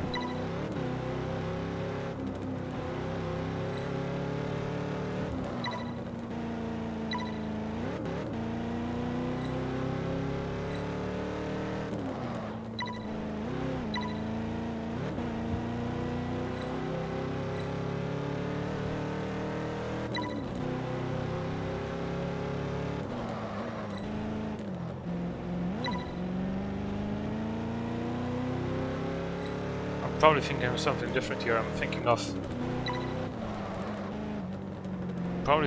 of the Project Cars Free, because that got a lot of flack and for kind of moving away from the direction of the first two games.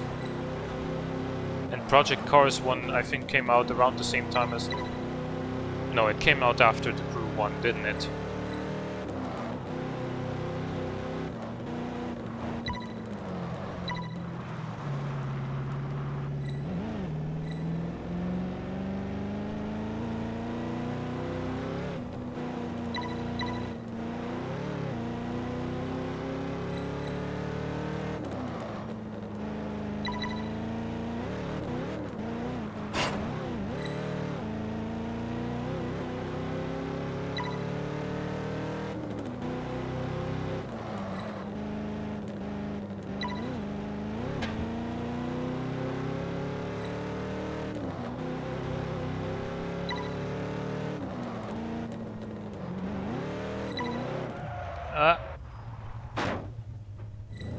Well, I'm not restarting again. I'm so far ahead overall in the championship anyway. That it doesn't even matter if I come last here.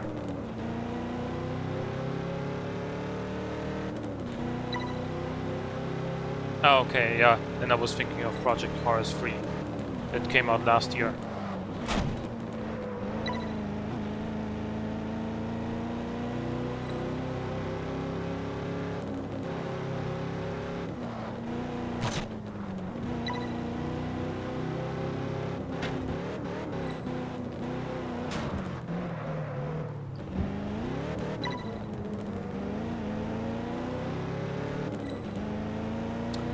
Well, I've played the first Project Cars for a little bit, and I wanted to buy the second one, but never did. And now the third one is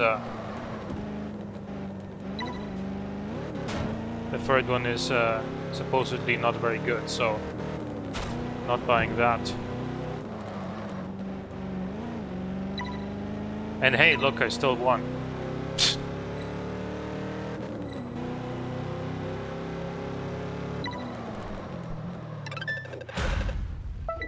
Alrighty. Maximum points. Stewart is gonna have a heart attack. Our challenger is not leaving him any opportunities.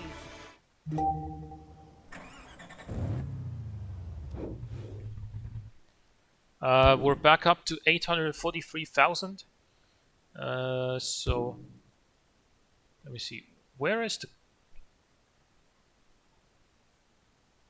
I do have a house down here.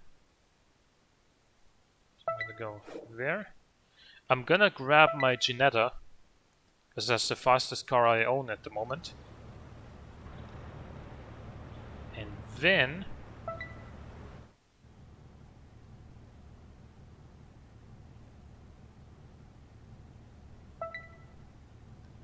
by the way, I love that you can just get into this car.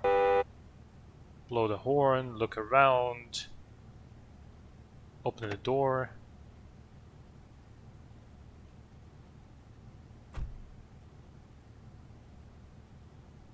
I love it that you can just do that, you know? You see, I'd rank TDU 2 above any of the first Forza Horizon games, maybe even the fourth. Yeah. And because of the brand, it was more successful. Yeah, indeed. That's like the main reason why Forza won, because Forza Motorsport was already much more successful than TDU. I don't know since when Forza belonged to Microsoft. Was it like That's a question I don't have the answer for, but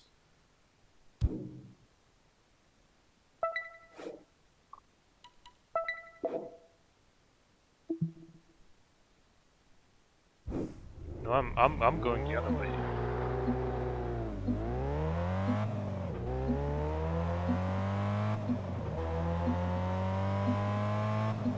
You are driving in the wrong direction. Turn around when possible. You are driving in the wrong direction. Turn around when possible.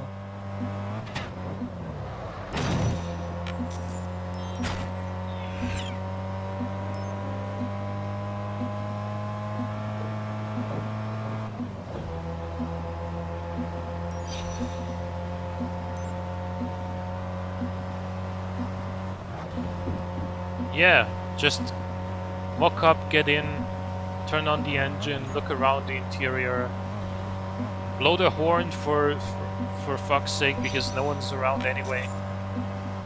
Your neighbors aren't gonna shout at you.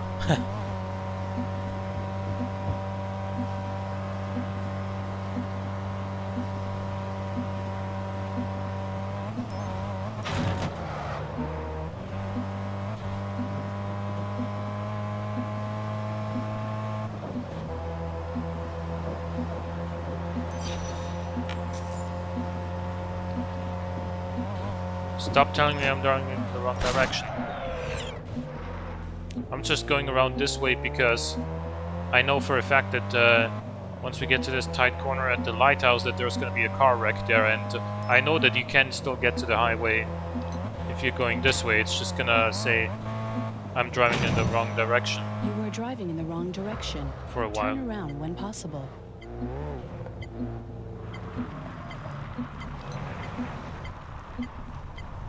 Where's the car wreck? It's back here.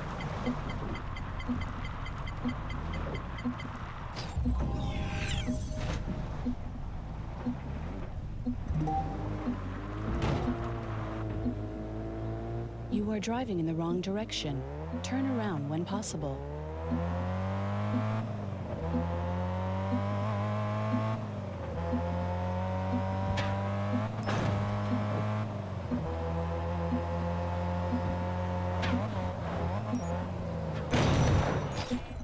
Jesus.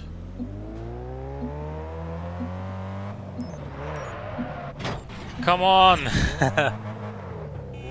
are driving in the wrong Why is there so direction. much traffic Turn all of a around sudden? when possible. Jesus. Oh, it's the same guy. You are driving in the wrong direction. Turn around when possible.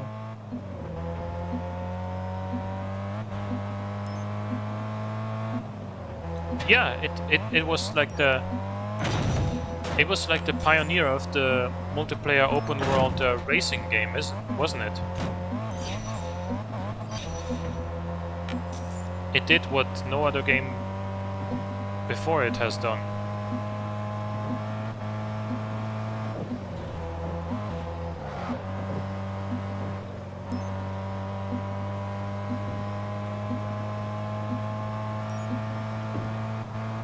Finally it switched and recognized that I'm in fact not going in the wrong direction.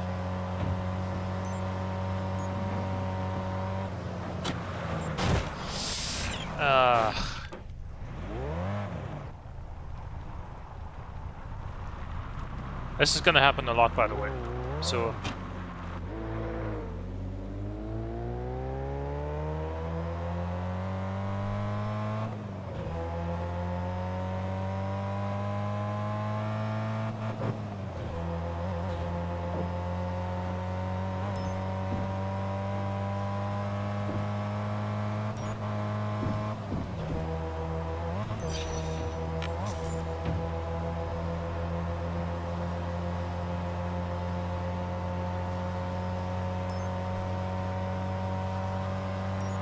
TDU is my favorite game of all time. 500 hours.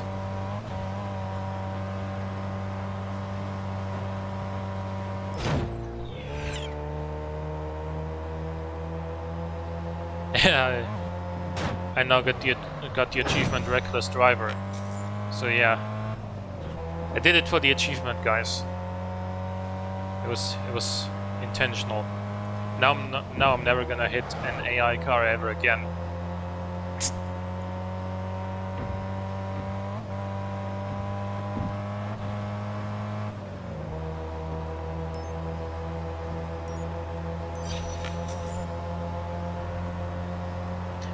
Yeah, Forza Horizon 2, I never played it, but I watched content of it back in the day on YouTube and really liked it. I never had an Xbox though, so I couldn't play it. In fact, Forza Horizon 4 was is the first game that it was the first Forza game that I actually owned. I've played other Forza games before on, you know, the Xbox of a friend and whatnot, but Horizon 4 was the first one that was available on PC and also interested me.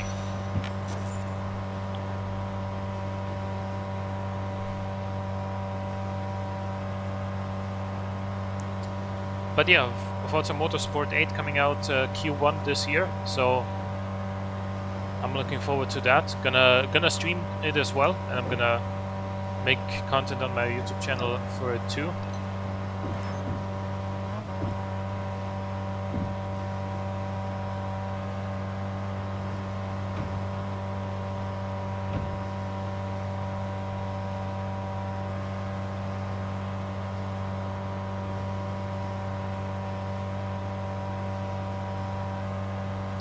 191 is all we got apparently in this car, but that's still pretty quick, isn't it? But considering that the Aston Martin Vantage was A4 and we did 187, and this is A2 and we're doing 191, it's not really very much faster than the Aston.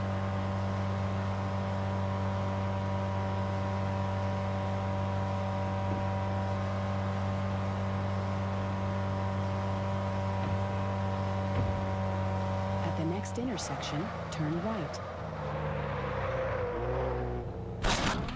Jesus.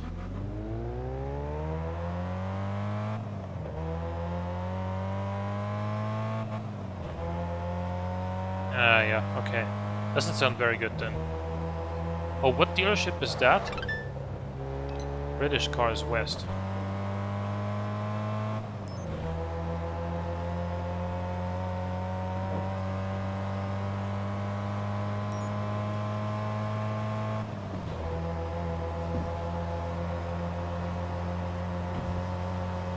Yeah, I don't know if we actually have access to the casino DLC in this one.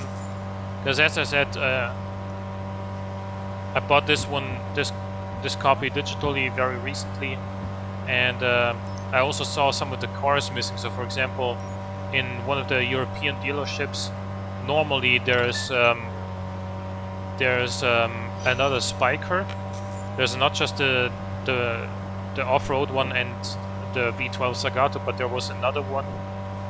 There was a third one, and there was also a Bugatti Veyron Supersport in this game at one point, and neither of those are here in this game. So I don't know. Maybe it's because I've got to unlock them somehow, but maybe it's just a version of the game that doesn't have those cars.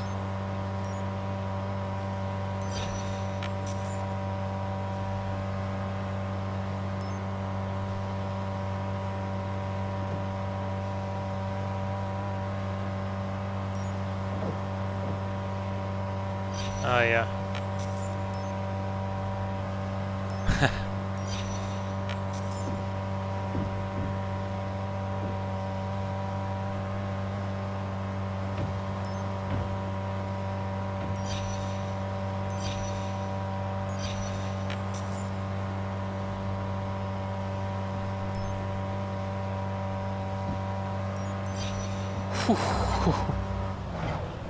Oh, I see the car.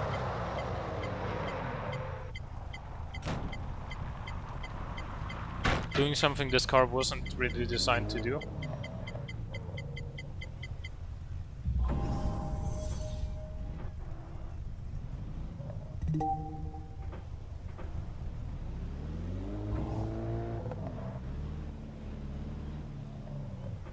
Well, I can't really go back up here.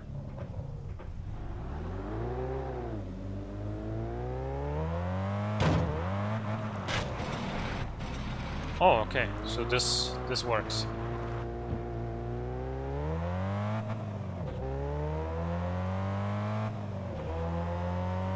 Ah. Ah, yeah, I see. Well, yeah, definitely something that TDU Solar Crown needs is more Japanese cars because we've got 3 in this game. We've got the Nissan GTR R35, we've got the 370Z, and we've got the Subaru, and that's it.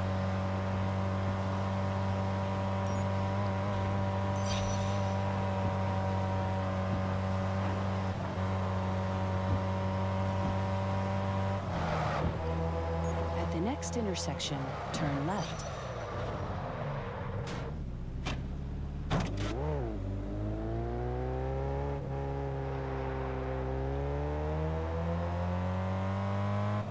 No, I'm not playing. I'm not playing with an RTX GPU. I've got a Radeon RX Vega 56, which I bought at this point about 2 years ago, and it's still perfectly fine for everything that I'm playing. You know, At the next intersection, turn left. an Turn enthusiast left. of PC technology and everything. I work as a PC tech support for a major hardware manufacturer, though I won't say who that is. But I'm excited for the new parts that came out last year as much as anyone else. The thing is, though, I see them as sort of luxury these days, because this PC really does everything that I need it to do, and it does it very well still, so I don't need to upgrade.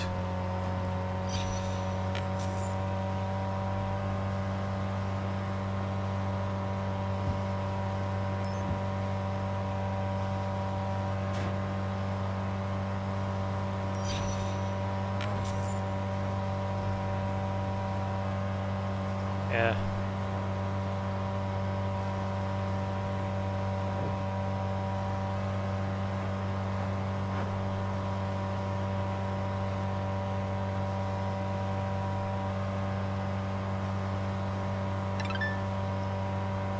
European Cars West, nice. Nice to see.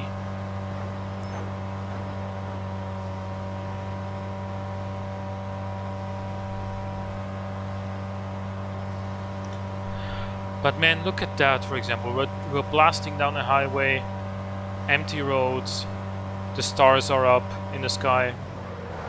I'm driving into a tree. Perfect scenery, isn't it? Like that was the perfect moment for that to happen, wasn't it? Like I'm like, but the atmosphere in this game is just so nice.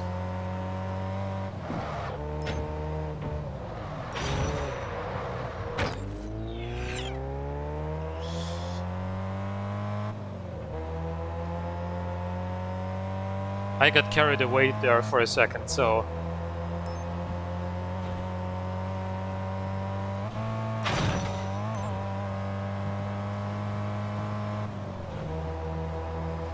yeah.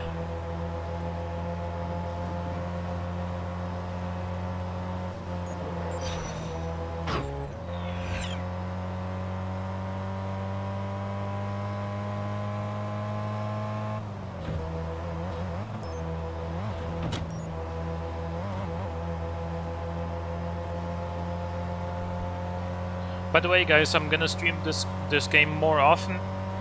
I'm gonna stream it next Tuesday as well. So if you're not following me already, make sure to follow. I'll also try to fix the Nightbot command from my Discord after the stream. So so that next time I'll be able to actually post the Discord link, and you guys are gonna be able to join that as well.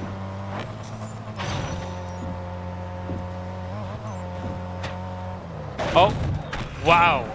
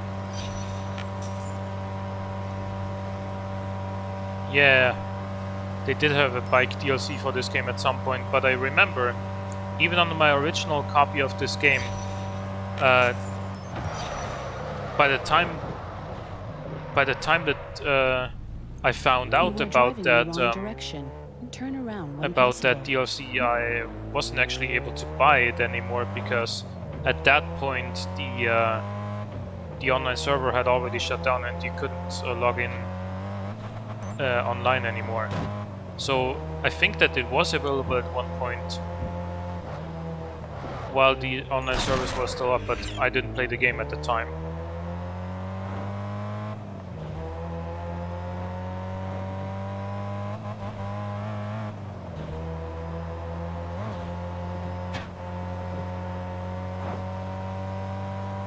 We got 9 miles left, guys, and then we're at the A2 championship.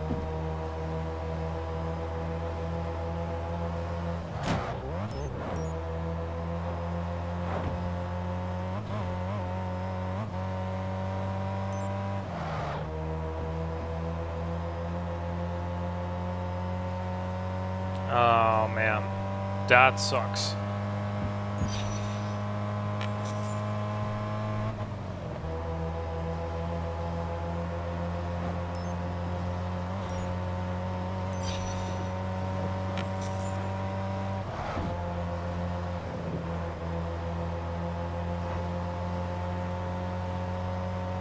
Oh, shit.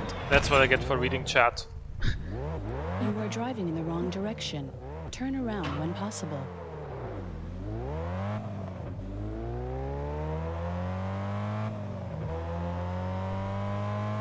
But anyway, this is like one of the things I love about this game, the road trips, right?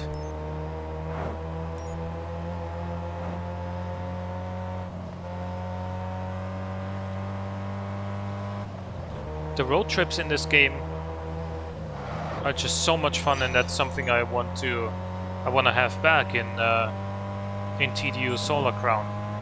Like that's like the essence of what made this game great in the first place.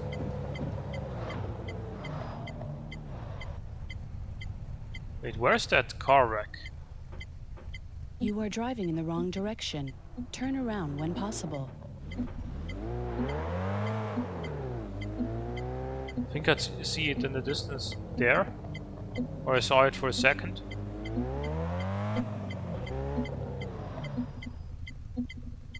Yeah, I see it like right there on the other side of the road. You see it?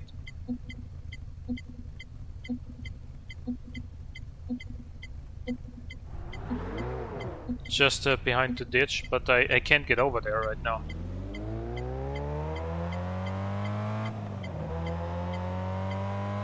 I'm gonna turn around here though and get it while I'm still here. You are driving in the wrong direction. Turn around when possible.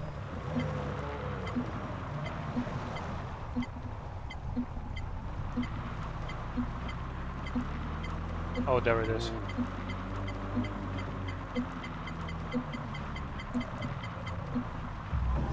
Yeah, Forza Horizon 4 is not comparable to this game.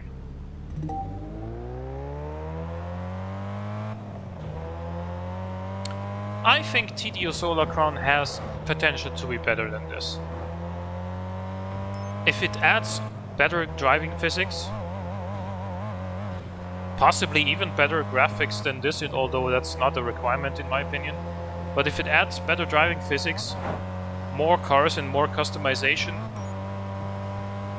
it's gonna be an absolutely fantastic game.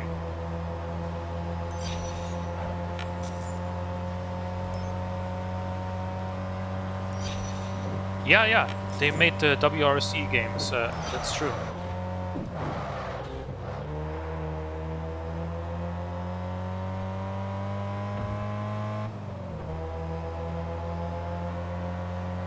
But I hope that by adding the new physics and being developed by a new game studio, I hope they didn't like. I hope they still captured the essence of the first two TDU games, which was that huge free roam exploration kind of aspect, and all the attention to detail with you know, the car dealerships, being able to look at the interior, being able to use your indicators, being able to open the roofs on your convertible cars, etc., etc. I hope they keep all of that. Yeah, going to friends' houses and you know, customizing your own house as well and stuff like that. I hope they keep all the things we loved about this game, and then also added the new physics and graphics engine from WRC, and then this would be an amazing game. At the next intersection, turn right. Turn right.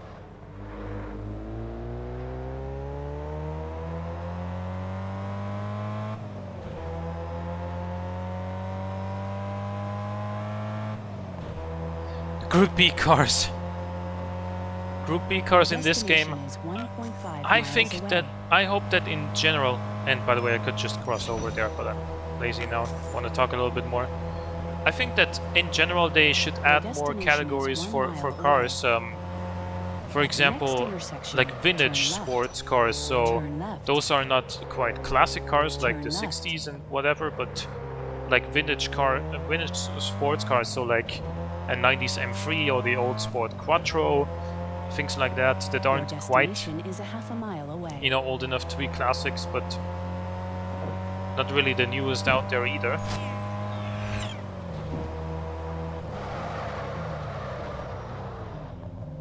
'90s Supra, Skylines, you know, 300 CX.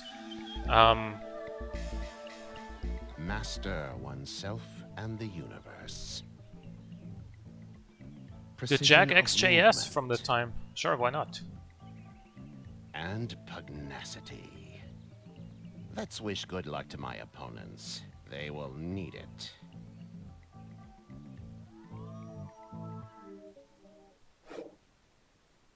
Okay, let's try. Oh my god, this is a winding mountain road. Oh, this is A3, not A2. Ah, I've got the DBS in A3. Right. Tick tock, tick tock, tick tock. Time is passing by and we need to hurry up. Let's meet the candidates for this timed challenge.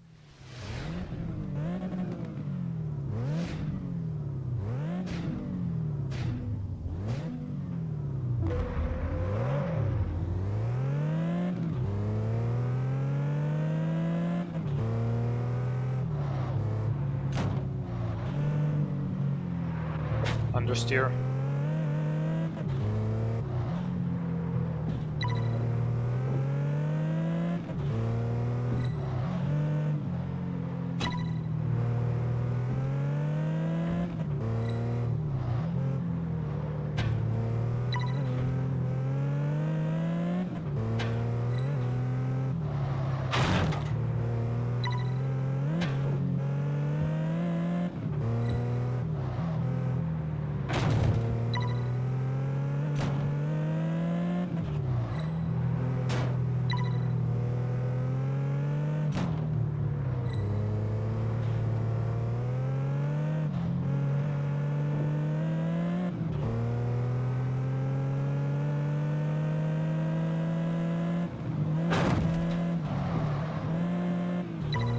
Just hope to keep the driving school. Okay, I agree, but they would probably need to rework the driving school system with the licenses a little bit, in the sense that if they add more classes of cars, like let's say they added B2 and B1 as well as you know, C2 and C1, and then some vintage racing licenses as well, etc., etc. At one point, it's gonna be so many licenses to acquire that I think they gotta come up with a slightly different system there. For example, you can drive, the first couple of tiers in each class without license, and then for the higher ones you need a license. So that could work.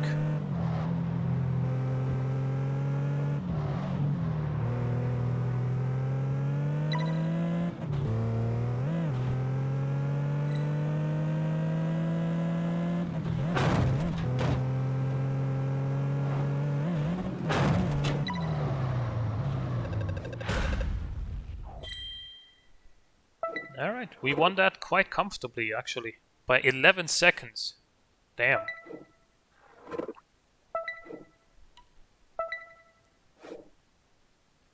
Let's do the eliminator, because it's probably My least favorite event type. Let's get that out of the way.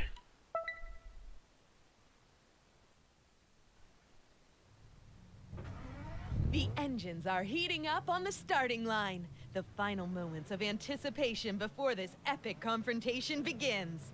What surprises will Solar Crown I still give haven't us this decided, by the time? way, what car I want in A1 class for this playthrough.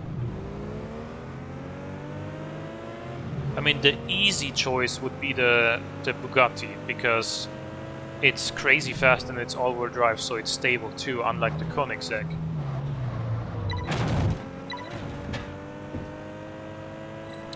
EA buying Codemaster? Really? I haven't heard of that. Ah.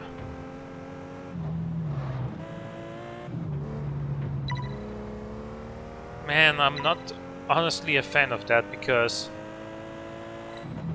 I mean, here's the thing. EA has money, right? So...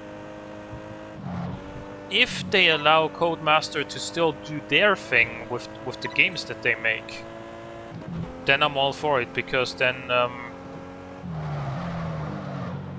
Codemaster can still make amazing racing games like they have been. But if EA takes control over the developer team as well, then I'm not a fan of it.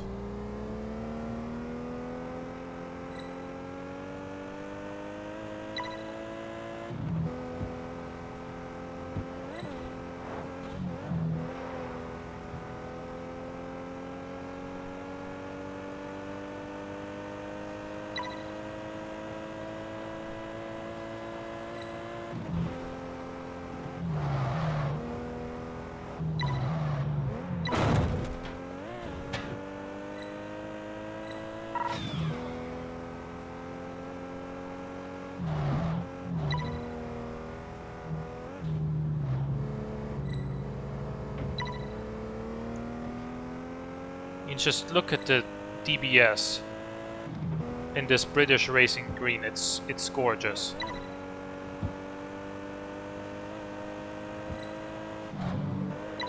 Would love to have one of these in real life, but yeah, not gonna happen.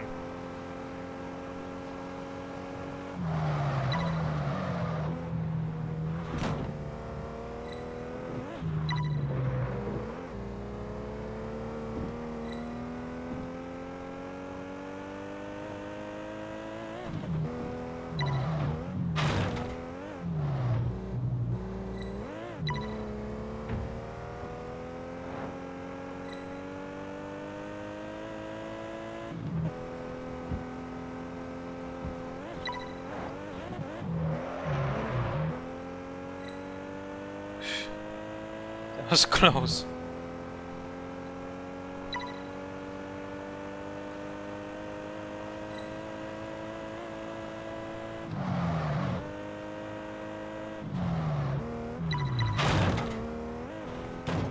We're only on lap 3.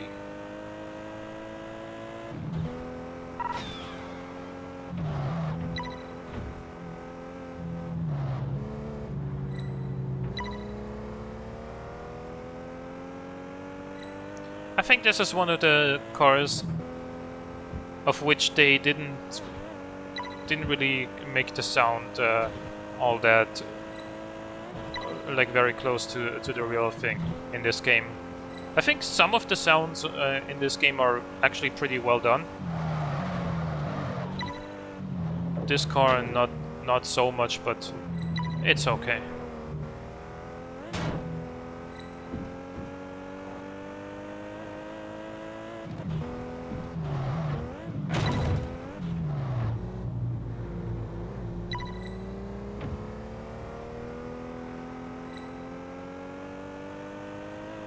This car is really good traction for a rear-wheel drive car, by the way.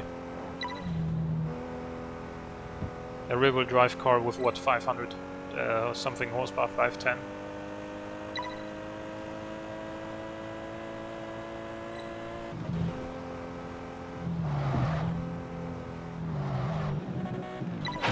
Downshifted one too many times there. Didn't didn't mean to downshift into second.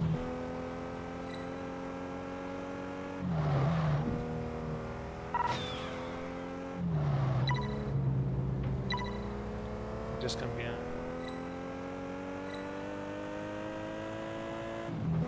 See, there's gonna be a lot of microtransactions no matter what, because it's EA. So I think they don't.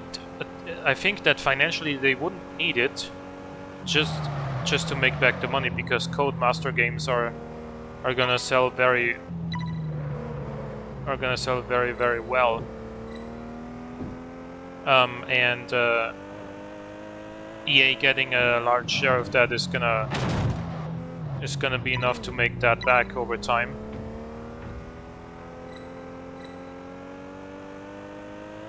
But EA being EA, there's gonna be a bunch of microtransactions, so you can be pretty sure of that. But that in turn might piss off the player base that is normally pretty loyal to Codemasters, and that might lead to less sales, which in turn might make EA actually less money than had they not added microtransactions.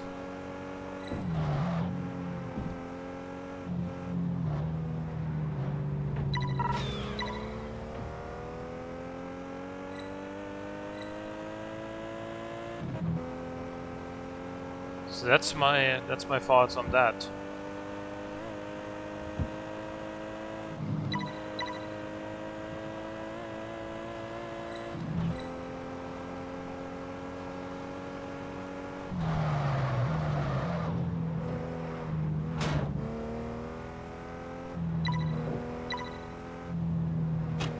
Man, this car drives so well.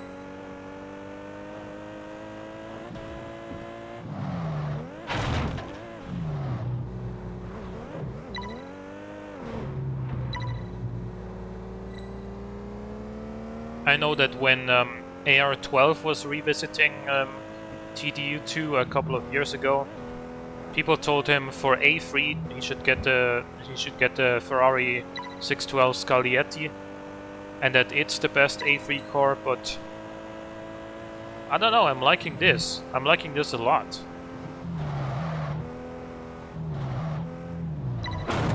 The Ferrari might still be better, but honestly, look at the gap, right? Would I even want a faster car than this, considering how far ahead I already am here? I don't want to completely embarrass the AIs, you know? Gonna leave them at least a small chance, even though it is quite a small chance indeed.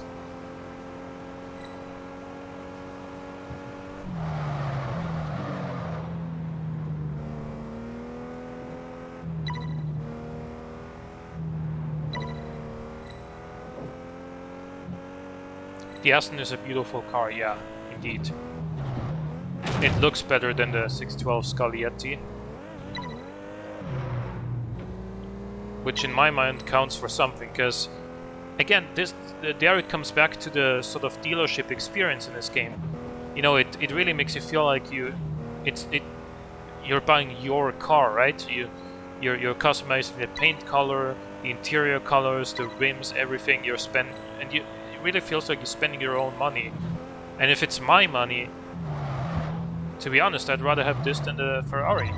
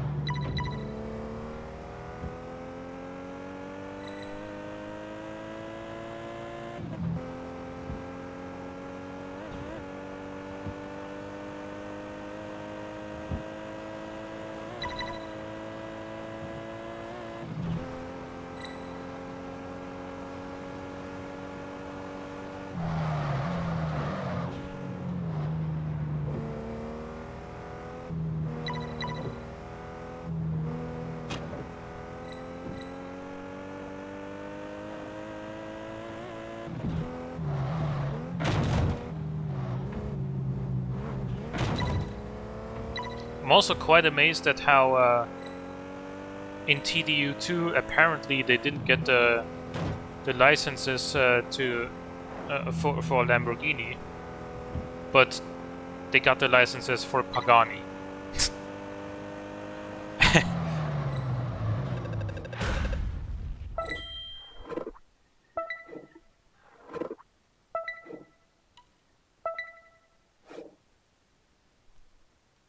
Right, eliminator race done, thankfully.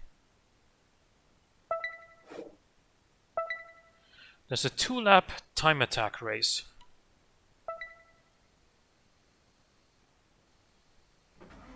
Does our challenger have what it takes for this new timed event? The moment to prove his worth has finally arrived.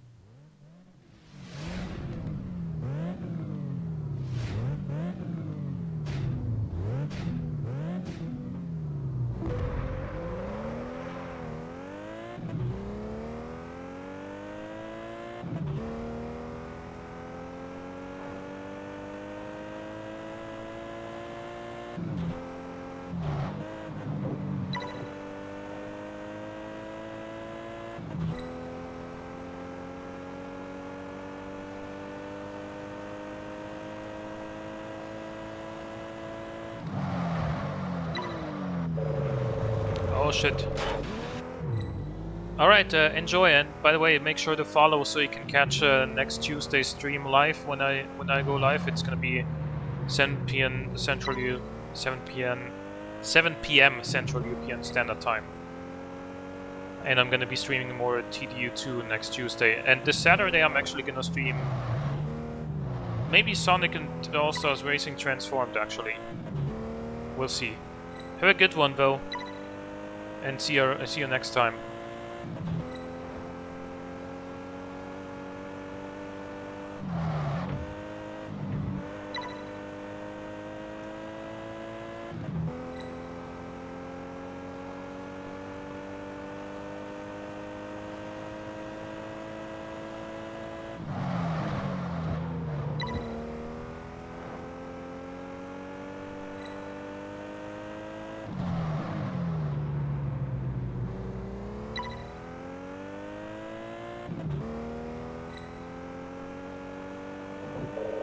Oh.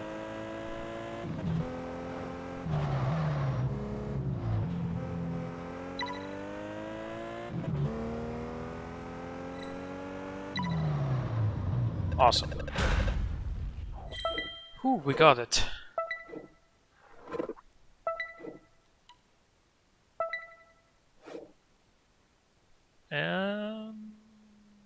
Yeah, let's do the speed event.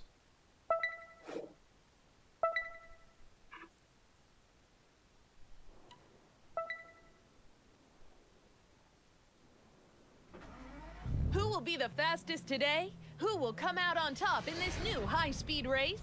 Find out next in Solar Crown. I think this Aston can do 200 miles an hour.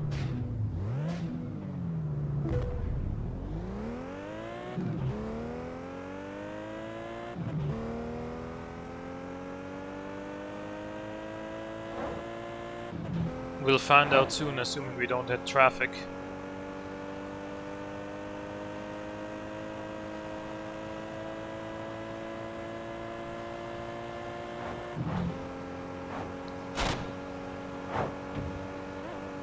Oh, thank God.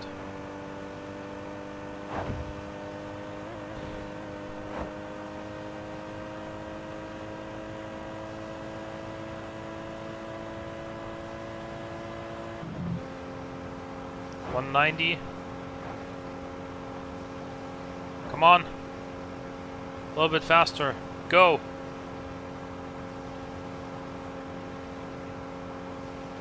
Nah, it doesn't go any faster than 191.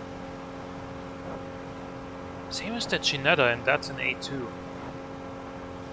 This is only slightly faster than the V8 Vantage. And that's got like 100 horsepower less.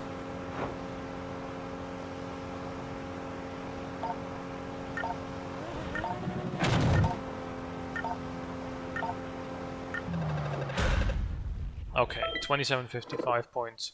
We won by 400 points.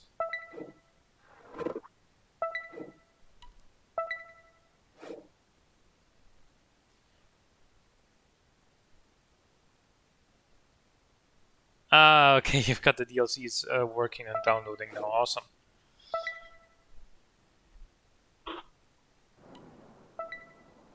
I think I'm gonna finish this championship and then I'm gonna go offline for today. And we're off for a new competition of Solar Crown. Good luck to all of you, and I'll see you at the finish line.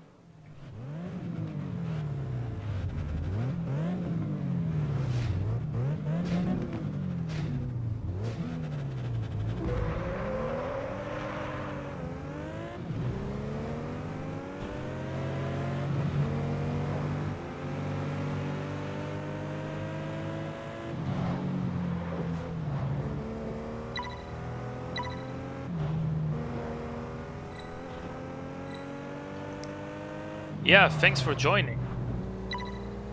It's been fun, you know, talking to you guys in the chat and everything.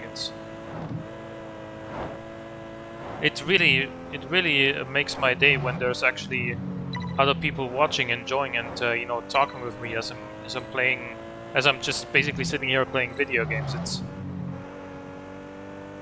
It's a lot of fun, you know.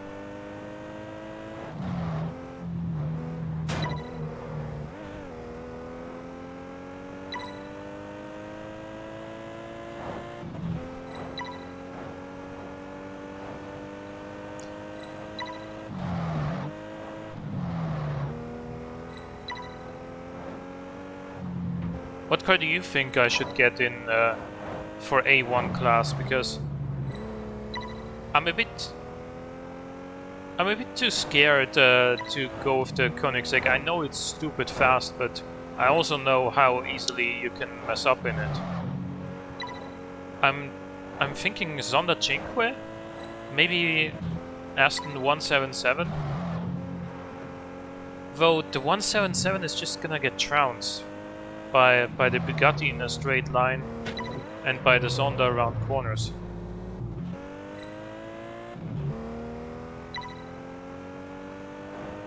Yeah, it's bringing like-minded gamers together.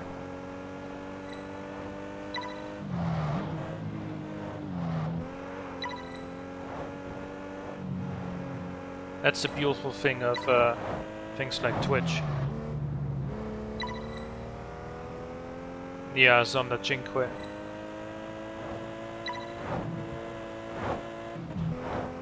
By the way, I think...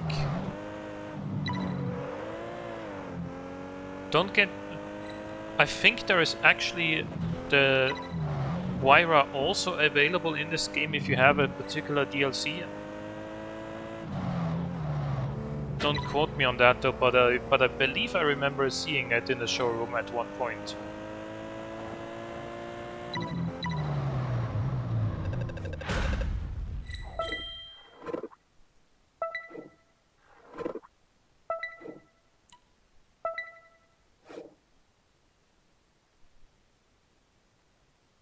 We got these two challenges left. Let's do the race first, and then the speed trap event last.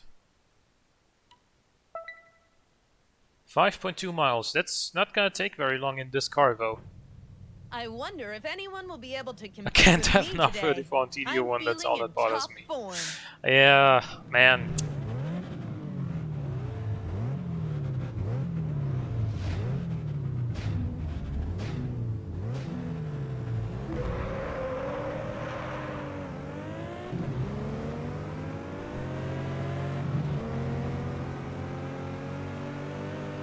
You know what I'd love to see? A true successor to the old Need for Speed Underground games. Because the aspect that the aspect of the game that I personally find the most unique and kind of missing in today's games is that in the old Underground games there was no car that was truly overpowered or truly terrible. Like when you've had full upgrades on every car, sure, each would have like their strengths and weaknesses, but all of them were viable in some way. Whereas in later games, like say, even Most Wanted, if you're in a late game and you don't have something like, you know, a Lamborghini Murcielago, Porsche Turbo, whatever, or a Supra, if you don't have one of those, then, you know, what are you doing basically?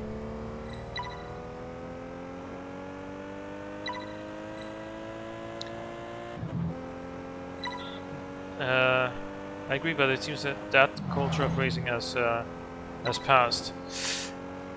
Yeah, but I still think that, you know, there's a lot of people, not just YouTubers, but people out there in the real world as well, that are, you know, tuners that like modifying their cars and everything. And I know that the new Need for Speed that came out, like, what was it, last year or so, Need for Speed Heat, that has a lot of tuning options and everything, but wouldn't it be nice if, like, by the end of it, we could just all have cars that are, oh shit, that are competitive with each other, but none of them is too overpowered, so that everyone could really make their car, you know, their car, to really make each and every car unique in its own way, and still have all of them be viable. That's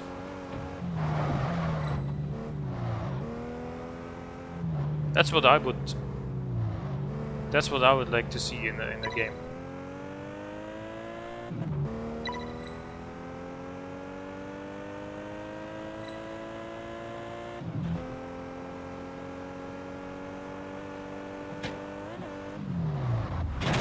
Oh shit. I can't return to the road.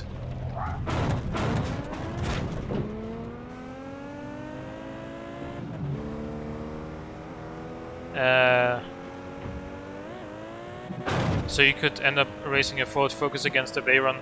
What do you mean, like in the underground races in Forza Horizon 4? Yeah.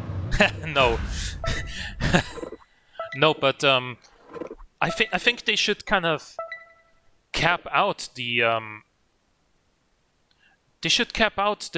what's the fastest car available in the game, just like they did in the underground games, so that, let's say, the fastest car in the new game like that would be, say, an M4, something like that. Miami, Maybe maybe a standard 911, like a regular Carrera. And we're off.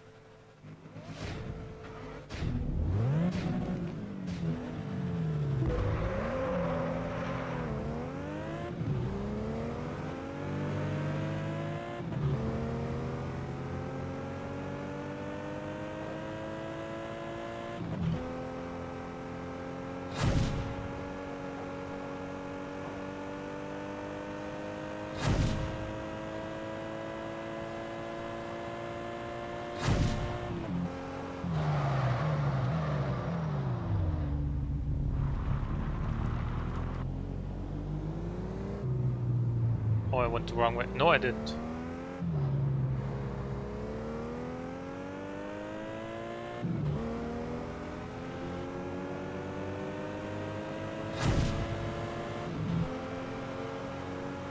The CCXR, I know it's stupid fast and everything, but I'm kind of scared because I know how unwieldy it is.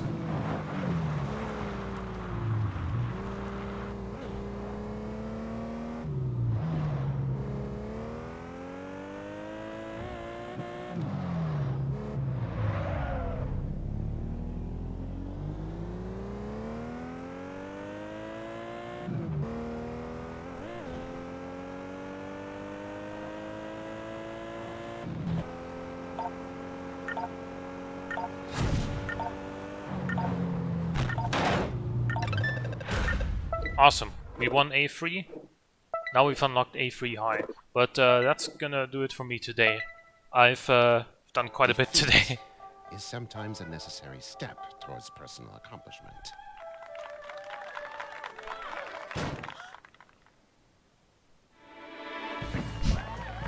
Okay. Stuart is gonna have a heart attack.